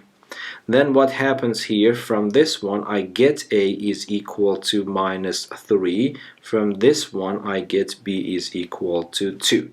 But this is not enough. Be careful, you are not supposed to say that okay, I found the answer, because you need to make sure that the other two equalities also hold, yes? If that's not the case, then you would say that I cannot fine-tune A and B such that these two matrices are commuting. It means that they will never be commuting in this form. Okay, but let me double check. Let me check, for example, this one for these two numbers. Is it also valid or not? This is valid or not? Let us check. So let me give it a star here and double a star here. So I want to check the star one. So the left hand side is what? Is minus 4 plus a, but a is minus 3, so it becomes minus 7, and the right hand side is equal to a minus 2b, but a is minus 3, so minus 4, it becomes minus 7. So yes, the left hand side is equal to the right hand side. Okay, so then I check the other one as well. This is a have to, you have to check them. So the left hand side is equal to minus 6 plus b, but b is 2, so this becomes minus 4, and the right hand side is equal to 2a plus b, which becomes minus 6 plus 2, and that's also minus 4. So yes, the left hand side is equal to the right hand side. So it means that these two numbers that I got here are actually my answers to this problem. Now I make sure that these are possible numbers for this problem. Okay? And number algebra. Okay, so let me just start with this motivating example. So here I have given you two matrices if none of the entries of matrix B is equal to 0. But then it's very interesting that if I multiply these two matrices, the entries become everywhere 0. In other words, it becomes the 0 matrix. Okay, so let us check that one. Okay, so I multiply A by B. So what is A is A 1, 2, 2, and 4, and multiply it by 4, minus 6, minus 2, and 3. Yes, so then I will take this row and multiply it by this column. So 1 times 4 is 4, 2 times minus 2 is minus 4, so the answer becomes 0. Yes, and then the same thing here, I multiply this by that. 1 times minus 6 is minus 6, 2 times 3 is positive 6. If I add them, it becomes another 0 for me here. And then I have 2 and 4 multiplied by 4 and minus 2. 2 times 4 is 8, 4 times minus 2 is minus 8, and I get 0 again. And then you can also check that one here. 2 times minus 6 is minus 12, 4 times 3 is positive 12, and the answer is 0. So that is the 2 by 2 0 matrix. This usually cannot happen. This cannot happen in numbers, yes? So we know that if I have the product to be equal to 0 if A and B are numbers and the product is equal to 0, so what we call usually zero product rule, you can conclude that either the first number is equal to 0 or the second number is equal to 0. But you just see in this example, this is not the case for matrix multiplication. So you see here, if I write here, I know that AB is equal to 0, but if I want to wrongly conclude that either A is equal to 0 or B is equal to 0, this is a wrong conclusion, because you see that neither A nor B is the zero matrix, but the product is the zero matrix. So remember, from AB, if A and B are matrices equal to the zero matrix, you're not allowed to conclude that either the first matrix or the second matrix is equal to 0. That is not the case. Okay, so I would say that the matrix multiplication is not commutative. Matrix multiplication doesn't enjoy what we call the zero product rule. And now yet I want to point about another main difference between matrix multiplication and number multiplication. So here you see that I have given you 3 matrices in this example. I want you to show that AB is equal to AC, which is a very straightforward calculation for you by now. So let me just calculate it. 1, 2, 2, 4. I multiply it by B, which is 2, 1, 3, and 2. If I do this multiplication, it becomes 2 and 6, 8. 1 and 4 is 5. 4 and 12 is 16. 2 and 8 is 10. So that is A times B. But now if I multiply A by C, this becomes 1, 2, 2, and 4 are multiplied by -2, 7, 5, and -1. Okay, so then the first entry becomes -2 plus 10, which is 8. The next one is 7 minus 2, which is 5. The next one is -4 plus 20 is 16. And then finally 14 minus 4 is 10. So you see that AB is equal to AC, but B is not equal to C. It's very important. So you know that in numbers, if I have A times B equals to A times C, and if I know that A is not equal to the zero number, then I am allowed to cancel this A from both sides and conclude B is equal to C. Here, even though I know, I can see that this matrix A is not the zero matrix, but if I mistakenly following my instincts from numbers and say that okay, I can cancel A from both sides and conclude B is equal to C, that's a wrong conclusion, because you see that B and C are not equal.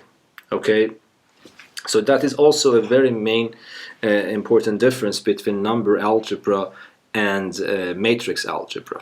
Okay, this is what I explained is the content of this remark. Okay, so you know that if AB is equal to AC, and if you know that A is not equal to 0, you can conclude that B is equal to C if A, B, and C are numbers. Yes, but this is not the case for matrices, unless the matrix A that you have here is what we will study later is called invertible. If A is invertible, then of course yes, I can eliminate A from both sides and then conclude B is equal to C. Even in that case, I need to respect the order. If I have B equal to A times, B times A is equal to A times C, and even if I know that this matrix A will enjoy this property of being invertible, still I cannot simplify them, because A appears on the right here, A appears on the left here.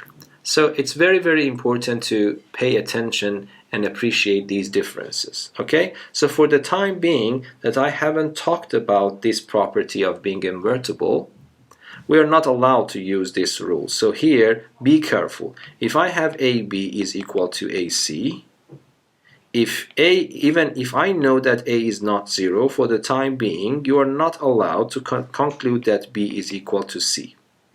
Later, if we know what is the meaning of being invertible, if A is invertible, yes, you are on the safe side if you want to conclude this. So let me give you an example that this indeed can happen. So for example, what I'm saying is that assume that this matrix is given to you. We will see later that this matrix has the property of being invertible. And then I want you to show it here that if AB is equal to AC, you can conclude that B is equal to C. Okay? So let us check this, the truth of this. So I would say let B be any B by 2 by 2 matrix. So I will call it, for example, A, B, and C and D. And I would say C be another typical generic 2 by 2 matrix, E, F, G, and H. Okay? We know that AB is equal to AC, and I want to show that in this case we can conclude B equal to C. B is equal to C.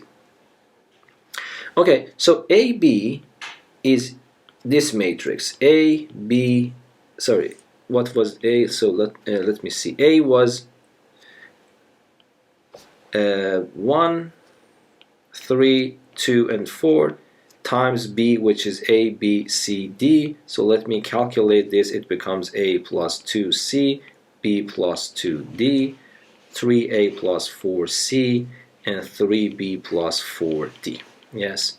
And then let me calculate AC as well. So A is again 1, 2, 3, and 4. You multiply it by E, F, G, and H. So if you multiply that, it becomes E plus 2G, F plus 2H, 3E plus 4G, and 3F plus 4H. Okay, now we know that matrix AB is supposed to be equal to matrix AC. So these two final matrices has to be equal. So these two matrices become equal if the entries are correspondingly equal. Yes? So now this means that when I know that AB is equal to AC, I can conclude that A plus 2C is E plus 2G. And then let me write 3A plus 4C. This entry here is supposed to be equal to that entry is 3E plus 4G.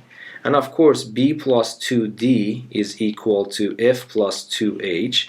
And then I have 3B plus 4D is equal to 3F plus 4H. Yes? Okay, so for example, now I want to conclude that B is equal to C. So I should be able to show that A is equal to E, B is equal to F, and then likewise for other entries. Okay, so what we can do here. So I can, for example, multiply this expression by a -2 and add this one to this. Yes? If I multiply this by -2, it becomes -2A. Added to 3A, it becomes A. If I multiply this by -2, it becomes -4C. If I add it to it, it is gone. And this will happen on the right hand side as well. So if I multiply this by -2 and add it here, it becomes E. And then the next one is 0. So I got it. Yes? So I found that A is equal to E. And then when A is equal to E, then this E and this A are cancelled. It means 2C is equal to G. 2G, it means that C is equal to G. So this means that C is equal to G. Exactly similarly, I can do the same trick here. I multiply this by -2, this first relation by -2, and add it side by side to this one. I will be able to conclude the other two equalities. So I immediately can conclude that C is equal to G, and I also can conclude, I can conclude that B is equal to D, F. B is equal to F, yes, sorry. And then D is equal to H. So you see that in this case, for this particular matrix, this multiplicative elimination was actually working. Okay, but because we will see later that this matrix has a property which is called invertibility, it's invertible, and then that property allows you to eliminate A from both sides and conclude that B is equal to C. So let me just point out here that if you remember, we had a theorem. So let me change my color and write something here. So do you remember that additive cancellation is allowed? So if I have A plus B is equal to A plus C, then it was valid to eliminate A and conclude B is equal to C. But multiplicative elimination is not in general allowed unless the matrix that you are simplifying from both sides is invertible and appears on the same side in both sides. Okay? So that's also good to remember. Okay, now that is also very good if I want to summarize, because this is very important to know the differences between number algebra and matrix algebra is very crucial for our studies. So it's better to summarize all what I have said here so far in here. So the first was the product of every pair of real numbers is defined, whereas this is not the case for matrices. Yes, we learned that for AB to be defined, the number of columns of the matrix A should match to the number of rows of matrix B. This is made the first difference. The second difference is that if I want to multiply two real numbers, the order that I multiply these numbers is irrelevant. I don't need to pay attention to which order I am multiplying the numbers. Okay? But for matrices, it is very important to pay attention to the order that you are multiplying two matrices. Matrix multiplication does not obey the zero product rule. It means that if B is equal to 0, you cannot conclude that either the first one is 0 or the second one is 0. This is not true. And multiplicative cancellation is in general not valid for matrix algebra. If you have AB equals to AC, you are not allowed to conclude that B is equal to C. So paying attention to these four items is very, very important, and you need to have it in the back of your head whenever you are dealing with matrices. Okay? Another theorem here is a necessary one, but a very simple one. Tells you that if I have two matrices A and B so that A times B is defined, meaning that the number of columns of matrix A is equal to the number of rows of matrix B, and if alpha is any given number, then I have these equalities. So this means that it doesn't matter if I multiply my number by the first matrix A first, get a new matrix, and then multiply the new matrix by B, I will get the same answer if I first multiply the number by the matrix B and then multiply A from the left to this new matrix alpha B. And eventually it doesn't matter if I just multiply the matrices A together, A times B, and when I get the new matrix, I multiply the whole matrix by alpha. So the answers would be the same. And if this is the case, of course, this is clear that I don't need to have any pair of brackets to separate, to prioritize the operations, because they would be the same at the end. Okay, so for example, for definiteness of discussion, so let me say that assume that A, if I want to prove it, is an M by N matrix, and say B is an N by P matrix, okay? And then, for example, let I be an integer between 1 and M, and then J be an integer between 1 and P, yes? So, for example, let us concentrate on proving this equality from here to here, okay? Then similarly, you can also show that this is also equal to that one. Okay, so now I will calculate this. Alpha A, B, I concentrate on calculating the ijth entry of this matrix. So this becomes a sigma, K goes from 1 to the number of columns of matrix A, or the number of rows of matrix B, which is n, then I will have alpha A, I kth entry, and then B, k jth entry. Yes? But according to the definition of this scalar multiplication, multiplying a number by a matrix, you can write it as alpha times A sub ik, and then you have B kj. Okay, now let me write them with lowercase letters to make it easier to see. So this becomes alpha aik in pair of brackets, k goes from 1 to n, and then I have bkj. Yes? But then here, these three are numbers, and we know that the multiplication of numbers is associative, so it means that I can take these pair of brackets and put them around the second pair. Yes? So it means that I have to use the associativity of number multiplication. Okay, I have used that one. So k goes from 1 to n, so I will take the pair of brackets and put them around these two. Yes, and then put alpha here, but because alpha is a constant and doesn't depend to the counter of my sigma, I can pull it out, and then k goes from 1 to n, and then you have a I, k, b, k, j, and I can put the pair of brackets around here. But then this is exactly the ijth entry of this product matrix AB. So then it becomes alpha times AB ijth entry. Yes?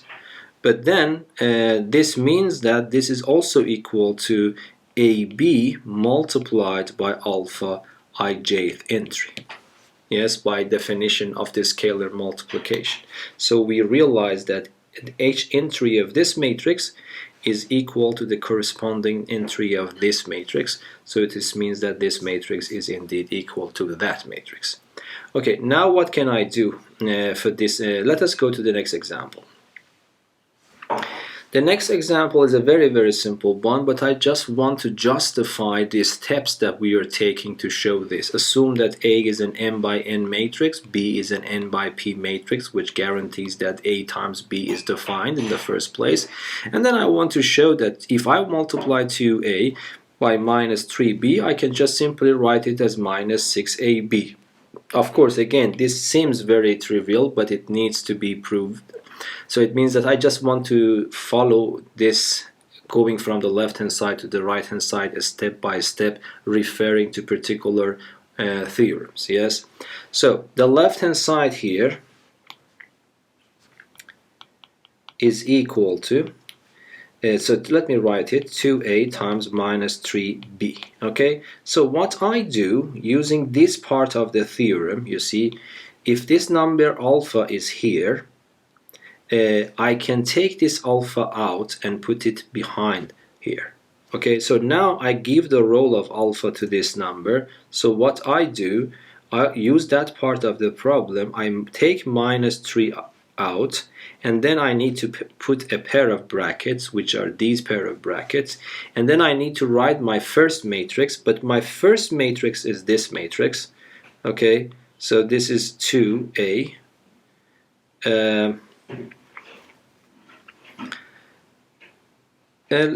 I think it would be better if I use, yes, let me use this part.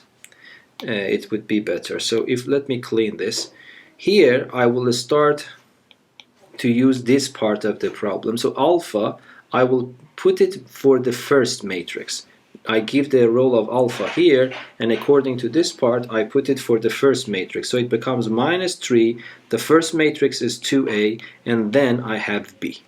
But if you remember, we had a theorem before when I was talking about scalar multiplication. We realized that if I have alpha beta times a matrix, I can multiply alpha and beta together and then write the matrix here. So I want to use this theorem in this part. Yes, so then it becomes minus 3 times 2a in another pair of brackets, and then I have b. But now we know that this number is minus 6, so it becomes minus 6a, and then I have b here. Okay, But now what I can do, I have this situation here. Now this is playing the role of my alpha. So according to the last part, I can write alpha here, and I can just remove the pair of brackets. So this becomes minus 6, and I remove the pair of brackets. So you see that in order to be able to write such a simple and apparently trivial equality, there are many theorems actually involved. So I used one part of this theorem, I used another theorem from matrix multiplication, and then again I used another part of the same theorem to be able to do this.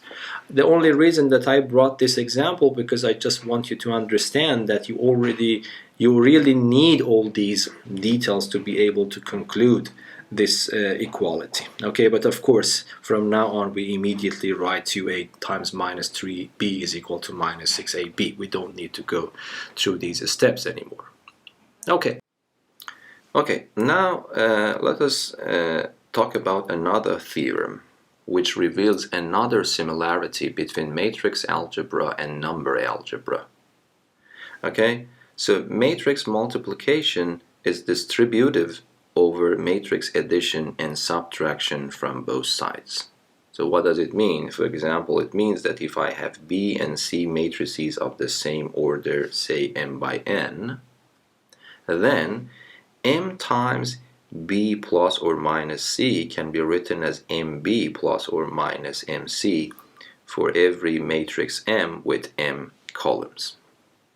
And of course, you can write this expression, you can multiply n from the right hand side to the pair of brackets, write bn plus or minus cn for every matrix n with n rows. Okay, so if I want to make it short, that's exactly the same sentence. If it is possible to add matrices and multiply the a matrix by the sum or the difference of those two matrices, you can distribute it from both sides to b plus or minus c. Yes? Okay, so let us see why this is the case. For example, I can prove the first one, yes, and then you can similarly do the second one yourself.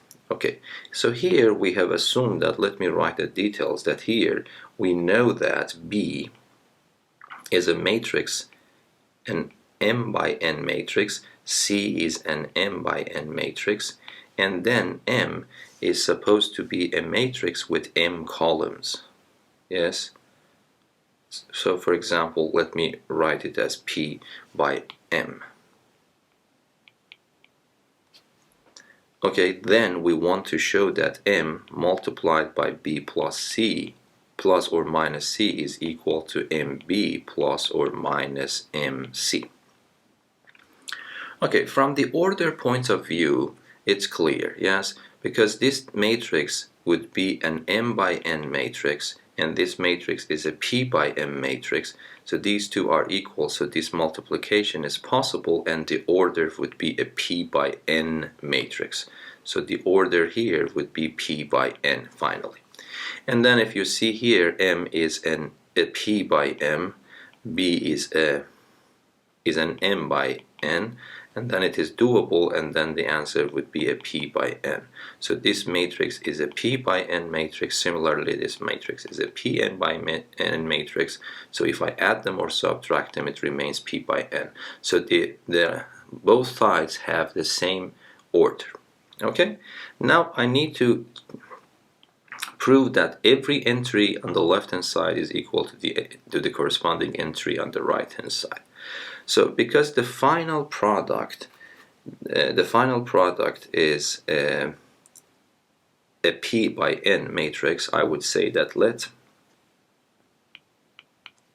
I be between 1 and p and j be between 1 and n be integers. Okay, now what I do, I calculate the ijth entry of this matrix. So this becomes a sum, sigma. I choose a counter, it goes from 1 to the number of columns of matrix M, which is M. so it goes up to m, and then this becomes the first one, entry ik, multiplied by the second one, entry kj. Yes, that's the definition of the matrix multiplication. And then this becomes k, goes from 1 to m, and then I have mik. For the next one I can write bkj plus or minus ckj. Yes, but now you know that these are numbers, and we know that for numbers we can distribute the product, the multiplication over subtraction and addition. So this means that I can write this as sum. K goes from 1 to m, then I have mik multiplied by bkj plus or minus mik multiplied by ckj. Yes? But now I know I can easily decompose this sigma into two sigmas. So the first sigma is this,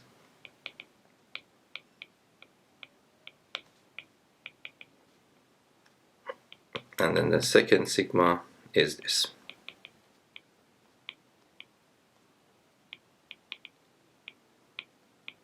Yes? But then you immediately realize that this is just the ijth entry of the product m times b, and this is the ijth entry of the product m times c. So I can write it as mb ijth plus or minus mc ijth, and then of course this can be written as mb plus or minus mc ijth entry. So it means that I was able to show that the ijth entry of the matrix on the left is equal to the corresponding entry of the matrix on the right. So one important point is what I have mentioned in this remark. So you know that, for example, in numbers, if m, b, and c are real numbers or any kind of numbers, multiplication of real numbers is commutative. So if I ask you to do this calculation, if I ask you to expand this, you can write mb plus or minus mc, but you can also write bm plus or minus cm, or bm plus or minus so there is a misprint here, so I have repeated. You can write bm plus or minus mc. But for matrices, we have to respect the order that we multiply matrices. Okay? This is very important. So for example, if I have a matrix m plus or minus c, I cannot be careless and write mb plus or minus cm. If this matrix is on the left-hand side, it should remain on the left-hand side in both the terms. Okay, if it is on the right-hand side when distributed, it should remain on the right-hand side. Yes. Okay, another important thing is, of course, when you say that the matrix multiplication is distributive, it means that you can distribute it like this, but of course this equality means that if necessary, if needed, you can go back in this direction. It means that you can factor m out and go from the right-hand side to the left-hand side. You can also factor n out here, go to from the right-hand side to the left-hand side. If two m's are on the left-hand side, then you can pull it out, and you have to pull it out from the left. If the common matrix is on the right, you can factor it out, but you have to factor it out from the right-hand side. So that is very, very important. Okay, now let us do this very simple exercise. Let A and B be n by n matrices, and let C and D be n by p matrices. Then expand this expression. Okay, so of course you know how to expand this, but I just want to follow exactly what we have shown here to see that how many times we have to use these two rules to be able to do that. Okay, so if I want to expand this, A plus B multiplied by C minus D, I can give the role of matrix M to this matrix and I can distribute it here and here. Yes, so this becomes the matrix M, which is A plus B in this case, multiplied by C minus the matrix M, which is A plus B multiplied by D. So what I used here is distribution from the left hand side. I took this as a matrix and I distributed inside from the left hand side. But now you see in each one of them I have to use distribution from the right. It's very important to realize these, okay? So this means that here for this one I am using the first part of this theorem. For the next two I am using the second part of the theorem. So this becomes now AC plus BC. I am distributing C from the right in the pair of brackets, and then here it becomes minus, and then I multiply the inside, so it becomes AD plus BD. Yes, so now I can open the pair of brackets. As we see, this negative sign goes for those two matrices inside, so it becomes AC plus BC minus AD minus BD. Okay. The reason that I did it in this way because I want to highlight this point that you have to use both of these rules for this problem. One of them is not enough to enable you to expand this expression.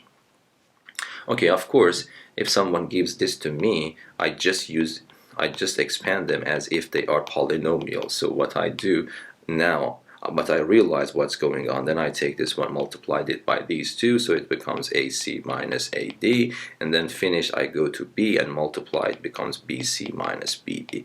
Of course, this is the way that I do it, but the reason that I can do it because both of these are actually correct. Okay. Okay, now let us practice a little bit about factoring matrices out. Okay, so in each of the following expressions, factor out, if possible, matrix A. To make sure that all multiplications are defined, we assume that all matrices involved are square matrices of the same order. Okay, so for example, in number 1, can I factor the matrix in common A out? The answer is yes, because in this product A is on the left hand side.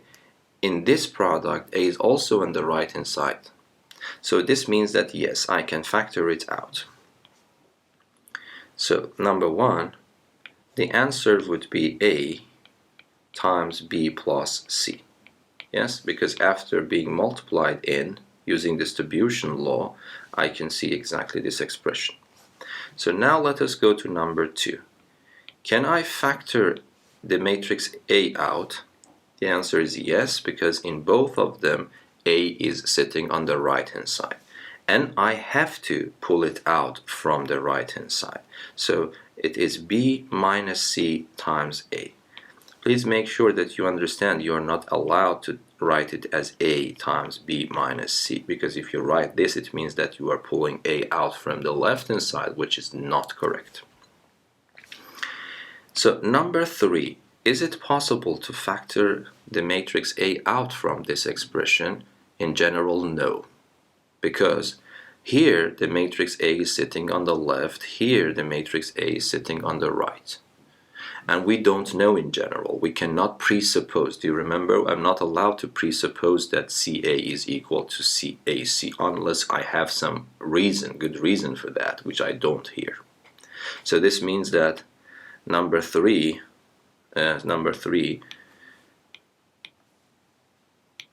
factoring A out is not possible.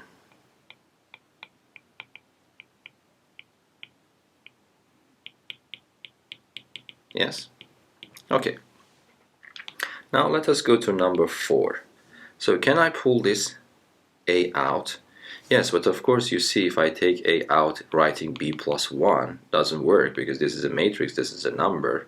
If this is a matrix if it is not a 1 by 1 matrix, then it cannot be added to 1, okay, in that case. So you need to remember that you need to write, instead of a times I. So if I want to solve this problem, I would write AB. Instead of a, I can write a times I. Of course, you know that in principle you can also write a times I, but if I times a, if I write I times a, the A matrix would be on the right, this matrix A on the left. To have this consistency, I write the second one as a times I, and now I can factor it out. So it becomes A times B plus the identity matrix of the same order as the matrix A and B. Okay. For this number 5, more or less we do the same thing, yes. So here I have BA. Instead of minus 3a, I would write minus 3I times a.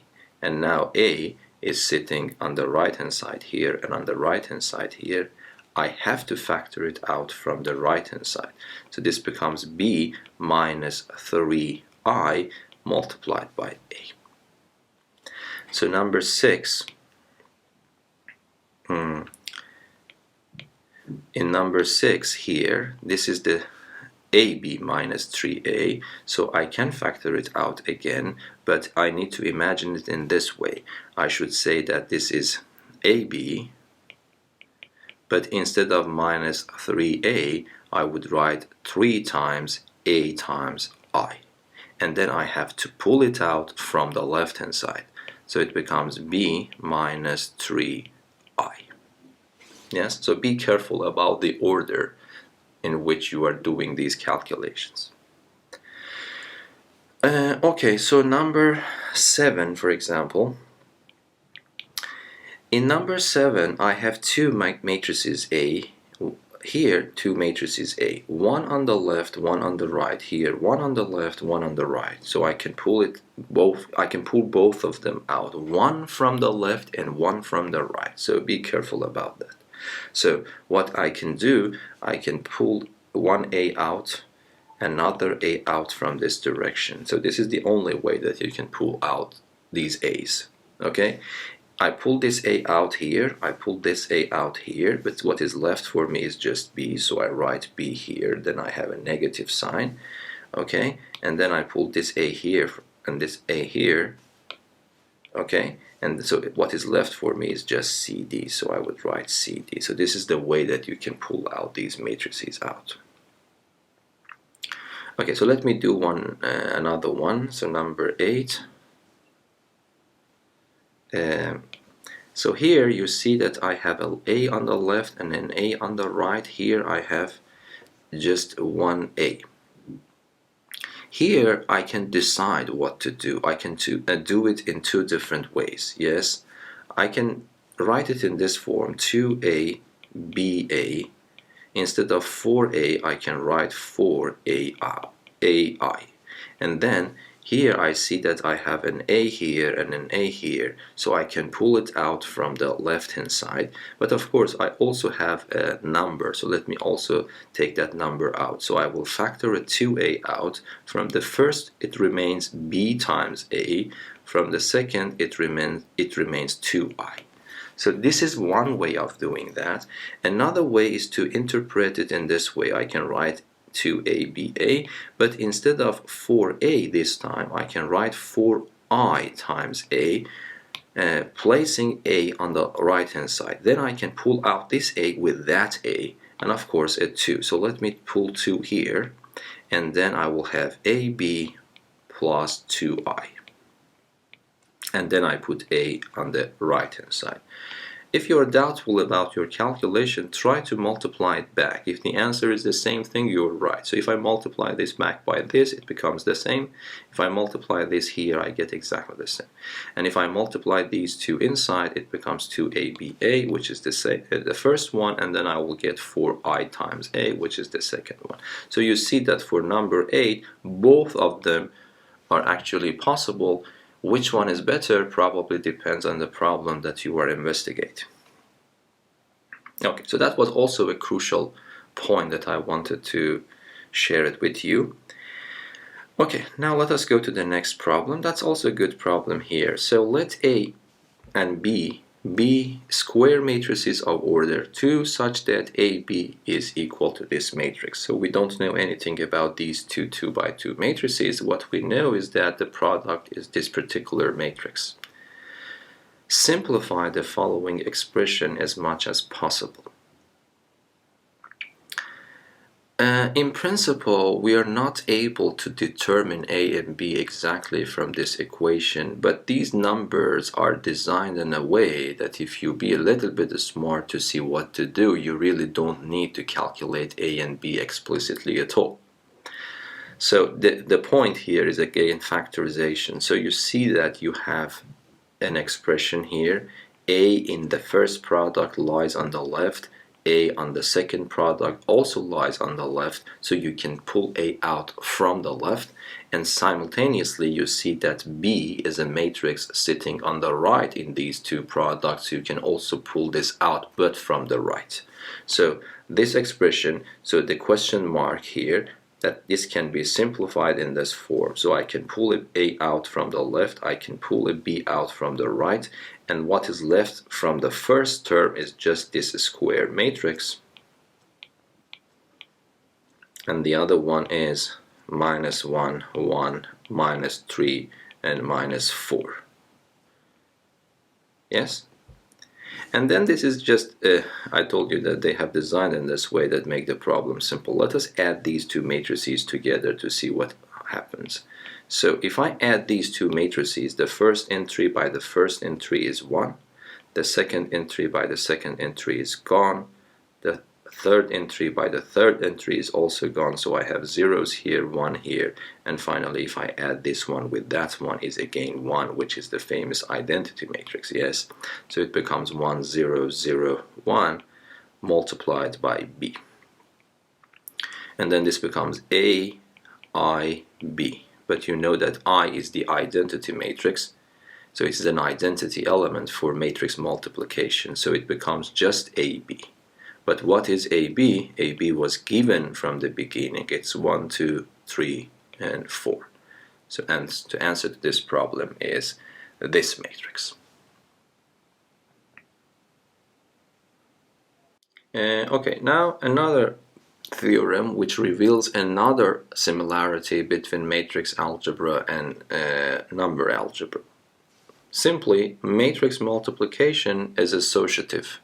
So what does it mean? It means that if I have 3 matrices for which these products are possible, then it doesn't matter if I have the multiplication of 3 matrices. It doesn't matter if I do this multiplication first and find the answer and multiply the answer from the left to this matrix, or if I multiply these two first and find the answer and then multiply the matrix A from the left hand side to this product as a whole. It becomes equal. The answers are the same.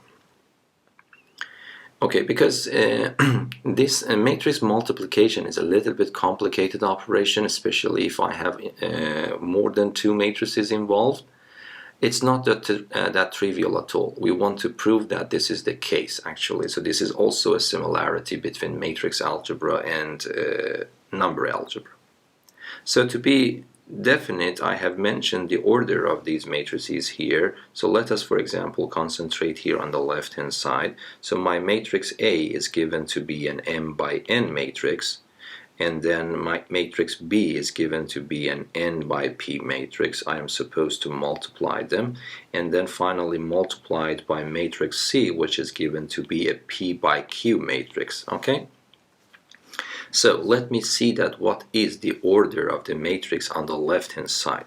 So what happens is that this matrix N and N are gone, and this matrix becomes an M by P matrix. Now that I have an M by P matrix, I want to multiply it by PQ matrix, so the order would be an M by Q matrix. Yes, so this means that the order is an M by Q matrix. Similarly, you can convince easily yourself that the order of the matrix on the right hand side is also the same. Okay, so what is left for me is to show that the entries are correspondingly equal. So what I do, I would say let I be a let I and j be integers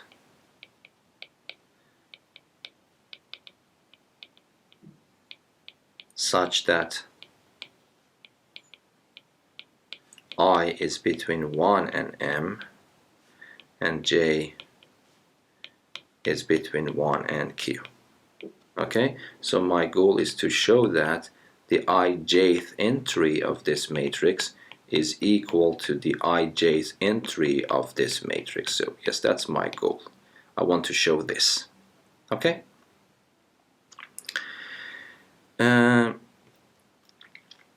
So here what I do, I would say that let me start from the right hand side, left hand side. So I have A, B, C, I, J. So this can be written as a sigma. So sigma, I choose a counter k for my sigma. It goes from 1 to the number of rows of matrix C, which you see is P. So k goes from 1 to P, and then I have the ikth entry of the first matrix, which is supposed to be this matrix as a whole, multiplied by kjth entry of the matrix on the right. But now you see that this one itself, if I want to write something for it, it should be written as the form of a sigma. Yes. So what can I do? I can write it as sigma. K goes from 1 to P. I'm just copy and pasting that part. So then I will have this.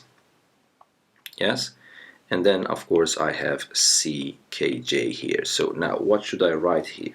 For this one, which is also a product, I would write sigma. I choose a counter for my sigma, which is L, for example. It goes from 1 to the number of columns of matrix A or to the number of rows of matrix B. It doesn't matter, and you see both of them is equal to n. So this becomes K. L goes from 1 to n, and then I will have A. It starts with the I index, which is I, but ends with the counter of my sigma, so it becomes IL. The next one, B, starts with the counter of the sigma and ends with the column index, which in this case is K. Okay. Okay, so if you don't mind, let me write them with lowercase letters because it would be easier to track. So it becomes sigma, K goes from 1 to P, and then I will have sigma, L goes from 1 to n. This becomes AIL, the next one is BLK, and the next one outside would be CKJ. Okay, now what I am doing here, this means that I need to multiply these numbers inside this sigma. Okay, so what should I do? Of course, here I don't need to pay attention to the order because all of them are numbers, but let us be more organized and respect the order as well. So what will happen, this becomes sigma, L goes from 1 to n, and then you will have AIL, BLK, and then you multiply this here, KJ. Okay, so if I want to say what's happening, in principle I should write another pair of brackets around that, but that's unnecessary. So this expression is in front of this sigma. But now I know that these are numbers, and I know that a number algebra enjoys associativity. So it means that here I can take simply this pair of brackets and put them around the second pair because all of them are numbers. So then it becomes equal to the sigma K goes from 1 to P, sigma L goes from 1 to n. Then I write it as AIL, BLK, CKJ. Yes? But now what I do, we learned that we can interchange these two sigmas. Yes, in the first lecture I told you that we can interchange these sigmas We discussed about that. So I will interchange these two sigmas.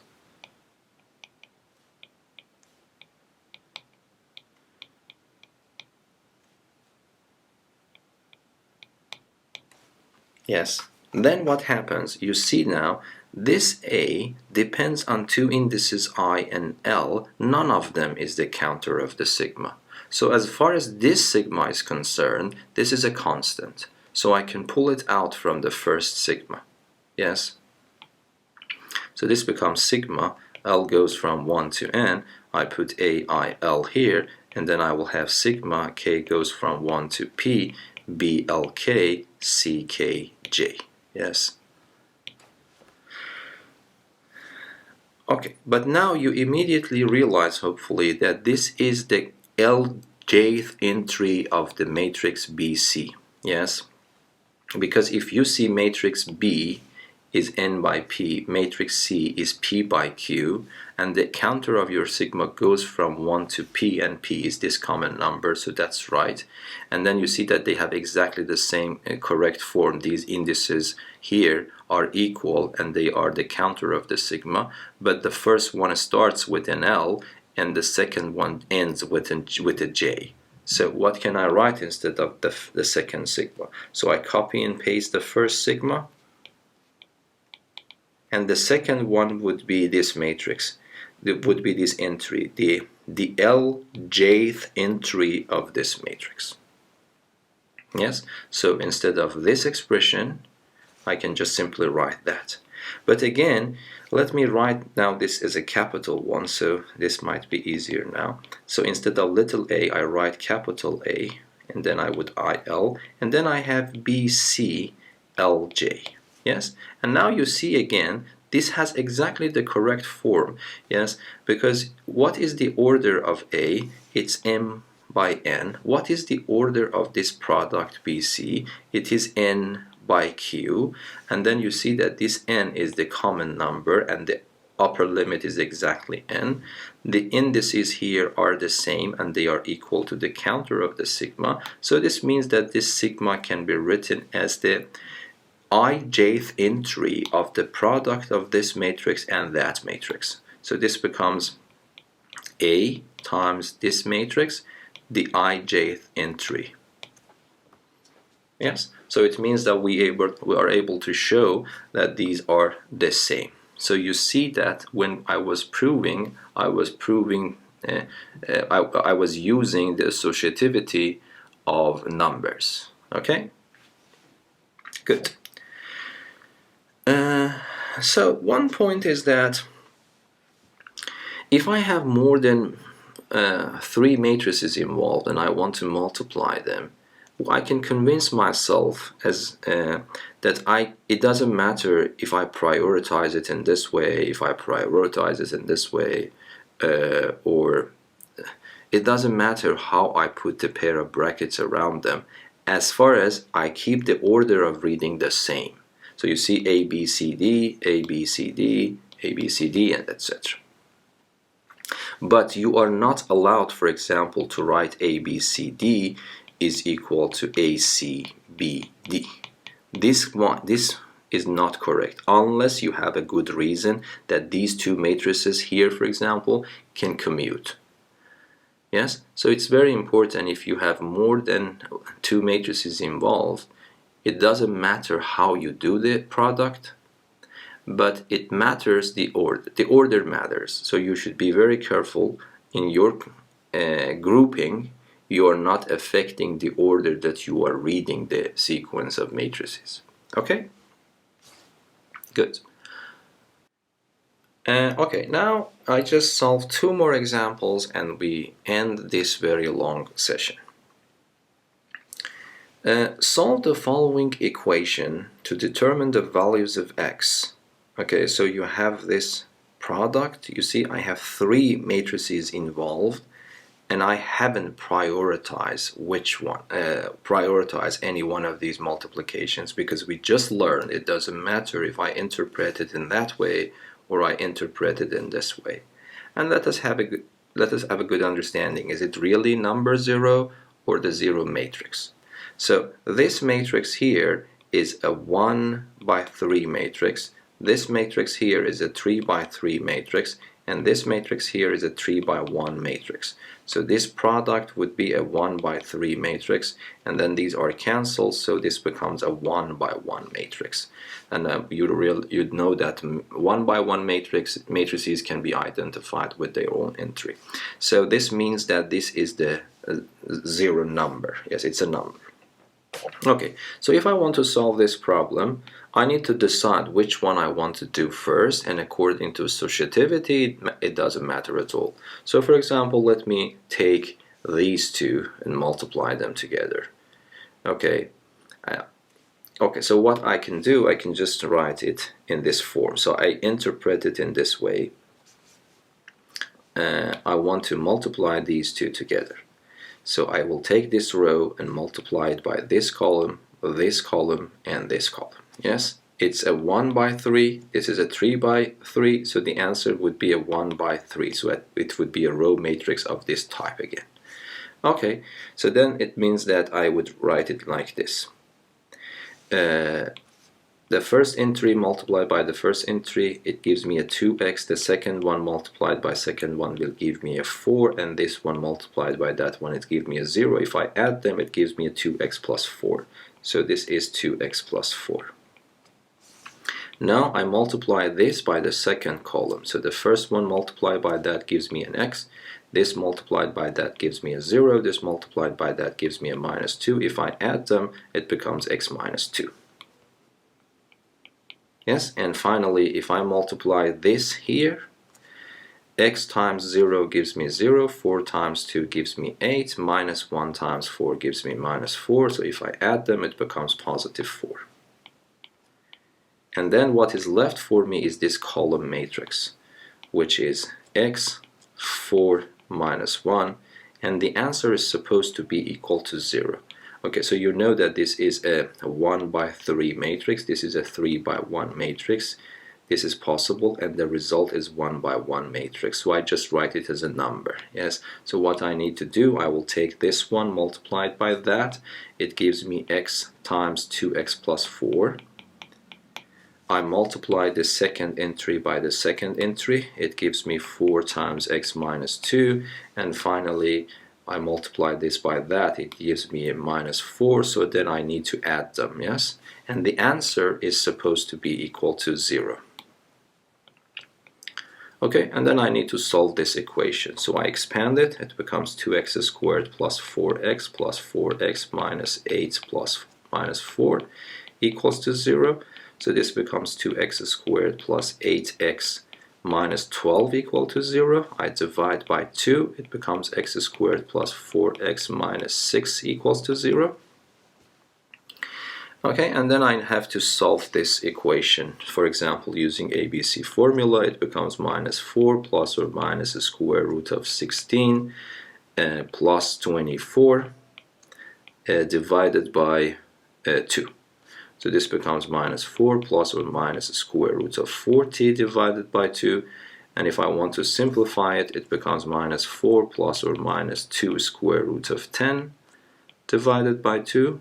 And if I divide it, it becomes minus 2 plus or minus a square root of 10. So these are the numbers that I got for x. So x is minus 2 plus or minus a square root of 10.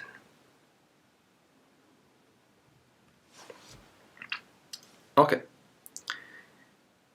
Now let us solve the last example for this session. Consider the following matrices. Determine the entry on the second row and third column of this matrix. So it means that I am interested in calculating A, B, C, the second row and the third column. Okay. So for example, let me write it like this. So it becomes A, B, C, second row and third column. Because I am dealing with multiplication of 3 matrices, I need to prioritize this product, but it is irrelevant how I prioritize because a matrix multiplication is associative. So for example, let me do it in this way. I can, for example, this time let us do it in this way. This becomes A, B, C, 2, 3. Yes. So what I want to do, I want to use this thing we had. So let me make it smaller just for reminding you. Okay, so here we had these formulas on the previous pages. So here I am interested in calculating the entry on the second row and third column of this product. Here, let me make it a little bit bigger. I want to use this. Okay, so I will take the ith row of the matrix on the left and multiply it by the jth column of the matrix sitting on the right. Okay, so this becomes equal to the second row of matrix A multiplied by the third column of matrix sitting on the right, which is BC. Okay, but let me now continue. So this becomes the second row of matrix A. Of course, one way to do it is to really calculate the whole matrix ABC and then read the entry that is needed. Okay, but that would be a very tedious calculation. You can have a shortcut, and you need to be skillful in these kind of calculations. Okay, now the next thing, I want to write something for the second part. If you see this formula number 3, the jth column of a product is the whole matrix A multiplied by the jth column of matrix B. Yes? So what does it mean here in this case? So this means that this is equal to the whole matrix B multiplied by the third column of matrix C. So we cannot simplify it more than that. So we have to multiply these three matrices. Okay? So in principle, I need to put a pair of brackets around these two here. So, but second row of A, I can easily read it. It is this one. So this becomes 1 minus 1, 1. I have to multiply it by the whole matrix B. You see, the whole matrix B is involved, so I have to write the whole matrix B. So this is 1, 0, 2, minus 1. 1, 1, 2, 1, 1, 1, 3, and 4. And then you have to multiply it by the third column of matrix C, which is this column. So this becomes 2, 1, 2, and 1. Okay? Okay, so I do this product, so I copy and paste the first part, 1 minus 1 and 1. I just start multiplying this by this, so I need to decompose it into rows and multiply each row by that column. So let us do it here. So I can do it quickly. So this is 2, 0, 4 is 6, and 5. So the first one is 5, yes? The second one is 2 plus 1 is 3, 7, 8. And finally the last one is 2, 1 is 3, 6 is 9, and 13. Yes? And then what you get, this is a 1 by 3 matrix, this is a 3 by 1 matrix, so as you expect you get just one single number, and that number is 5 minus 8 plus 13, so it is just 10. So the answer to this problem is 10. Okay, so you see that it was better than calculating the whole matrix in its entirety. Okay, so I will end this video here. This video was too long, so you can just, I would suggest you to pause it at least to 2 or 3 parts. And then please go to the description below if you want to improve your skills and take that PDF file, work on the problems. Next video I will go and solve all those problems in detail. And if you think that this video is somehow useful for you, I would appreciate if you can give me a thumb up, and if possible for you to subscribe to my channel. This is the way that you can really support me. Okay, thank you very much. Be safe until the next video.